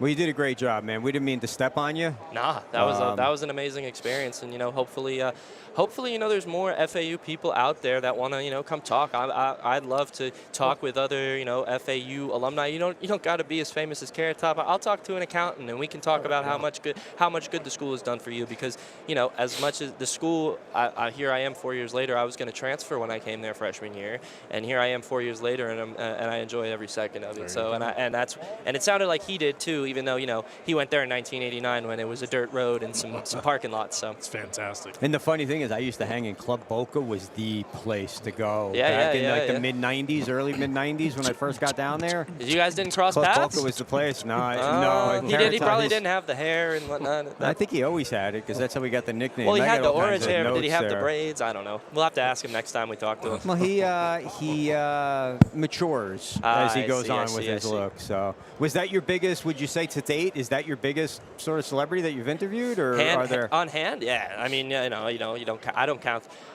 I interviewed Dwayne Wade at a press conference, but I mean, I don't really count. Wade. But I don't count that as an interview because it's not. Dwayne Wade wasn't sitting right here. He was with a panel of Hall of Famers, and I was in a room of about 100 people. I mean, but it's cool to have these interactions for sure. And I would say definitely this is the most influential interview I've ever done. It's an awesome guy. So. That's awesome, man. Congrats. You're doing a great job, and we know that you're going to be banging out lots more. There's a Drunken Dad sighting right there, the TBSN booth right there. Yeah. Don't forget to follow Robbie on social and on X and Instagram. You're gonna see some of this stuff he got last night. It's phenomenal. Yeah, we're gonna be putting out content for a month that we're getting here, man. But really good job, Bill. What were your? And I know it wasn't really what we expected bringing you in like a normal segment, but we love you and we consider you part of the family. You're the part of the fam. I was disappointed that I wasn't the most famous person that Robbie sat with. That was my disappointment. I mean, I guess we'll work on it from there. Well, he'll be with Val in a few days, so that's going to knock you down the ladder again. Yeah, no, I'm just it's just all kinds of crazy, right? So. I mean, then the Duncan Dad, and eventually I'll get someplace. Listen, you're still up. You're 1,000 points. So there you go. You're doing well. Is Tom still minus 500? Tom is minus 30. Yeah, but Robbie's got to get 500,000 points for his Carrot Top interview. There you go, Robbie. You said 300,000. Okay. And he didn't choke up, which was really good because a lot of kids put it. I'm not calling you kid, but your kid to my age. Put in that position would choke up in the situation. And that's what this kid has just got it. Yeah. And, I mean, you deal with a lot of people, and you've dealt with a lot of really big people. Not to put your business out there, but personally I know things about you. I mean, you've dealt with presidents. Is it fair to say that? All right? Yes. And so people either have it or they don't. Do you agree with that? They do, yeah. Absolutely. Okay. Absolutely. And it's fun to watch. It's fun to watch how you guys have grown organically and how FSU is such a big part of it. FAU. Oh, I said FS. I'm sorry. Carrot Chop's coming back to kick your rear. We forgive. He didn't say USF. He didn't say USF. Minus 30 for Bill. 30. If he said USF, we'd have to kick him out of the booth. But FSU is all right. But it's been amazing to watch the way that this has grown and how Bleacher Brothers has been able to partner up in that manner. It's great. It's absolutely fantastic. And I just wanted to shout out his manager Kelly. I mean, she was more than responsive. She took she saw an email from a college kid, and she could just been like, he's going to Tony, NBC, AP, Athletic, goodbye. Yeah. But that it just shows he surrounds himself with good people as well. So hey, buddy, that's awesome. I know what I'm doing. Yeah. Yeah. That's exactly what you said too ahead of time. So. It worked out the way it exactly as I saw it. I see things. I have it. That's why I'm good with basketball. I think I can see the. Billy, you like that when you started Top Fan? You saw it and what it could potentially be. Is that correct? Before it even happened. Yeah, absolutely. And we're starting to live out the dream of what we thought it could be. Well, that's great. Yeah. Yeah, I mean it's fantastic. But I saw it, Robbie. I saw that. Look, if Bleacher Brothers would have sent them, it would have been one of a gazillion. But you sending it as we use this to your advantage, and to your advantage is our advantage. So it worked out. It worked out really well. It was perfect. If I have to dress you up as a homeless person tomorrow to get a better interview, then you're going to be a homeless person tomorrow. Okay? We got to do what we got to do. We shapeshift in Vegas, right? Costume, exactly. prop performances like our boy Carrot Top. Whatever we need. Whatever we need. Exactly. We'll just paint them blue. It'll be the part of the new Blue Man Group and everything. Blue Man Group. Right. I love it. Well, that's bringing day 2 from Radio Row for Bleacher Brothers to a close. So we ran into technical issues yesterday. We ran into health issues. I hope I didn't spread it to anyone. Yeah, but I don't you feel should have so saw good. how quickly the bathroom stalls cleared out when I was yakking in the bathroom. That's great. Oh, that's how you do it. All I heard was toilets flushing and people running out because I'm in there like, blah, blah, His name blah. is Ralph. Going, what'd this guy eat? Great job, Bill. Thank you for welcome. driving in. Thank you for always for being a part. And The best picks under the sun right here, right? Maybe unless it's yours. yeah, but did Bill give out picks? Not today. Not today. I did not. Okay. All I right. did not. Yeah. And I gave you go bet on the Suns. I'm gonna get up from here, probably vomit, and I'm gonna go right to the sports book and get my bet in so I don't get shut out because I got shut out on one of my locks yesterday. Oh yeah. Hey, at least you we got were that Bill Perk, that Miami Virginia game. What the heck happened there? Yeah, I don't know. Some of us will be transitioning over to TBSN, That'd where be you can me. catch us over there on air live and on the feed. Stay tuned over there all day, every day. Don't eat the shrimp. Thanks, Luch. I appreciate it. Good looking out. All right, I figured that one out already. Some of us be driving home. We'll be back tomorrow. Tomorrow we got the awesome and amazing Seth Grable, a Las Vegas sort of celebrity here, magician. So good. We might have a special guest from New Orleans. Yes, we may have a high-ranking government official. So it's great. So we appreciate everybody for that watched, shared. We will be back tomorrow at 3 p.m. Eastern time. That's right. And ButcherBrothers.com. we're going to keep bringing you behind the scenes. Keep watching our socials. And thanks, Chef Tom. Thanks, Stephen Luker, Robbie, Jeff. Everybody. Yada yada yada. Blah blah blah. People in the chat. AJ, thank you for having me in. I appreciate it a lot. No, and anytime, man. You're always welcome. And we'll be back tomorrow at 3 p.m. Eastern. Everywhere you're watching us today. Until then, adios.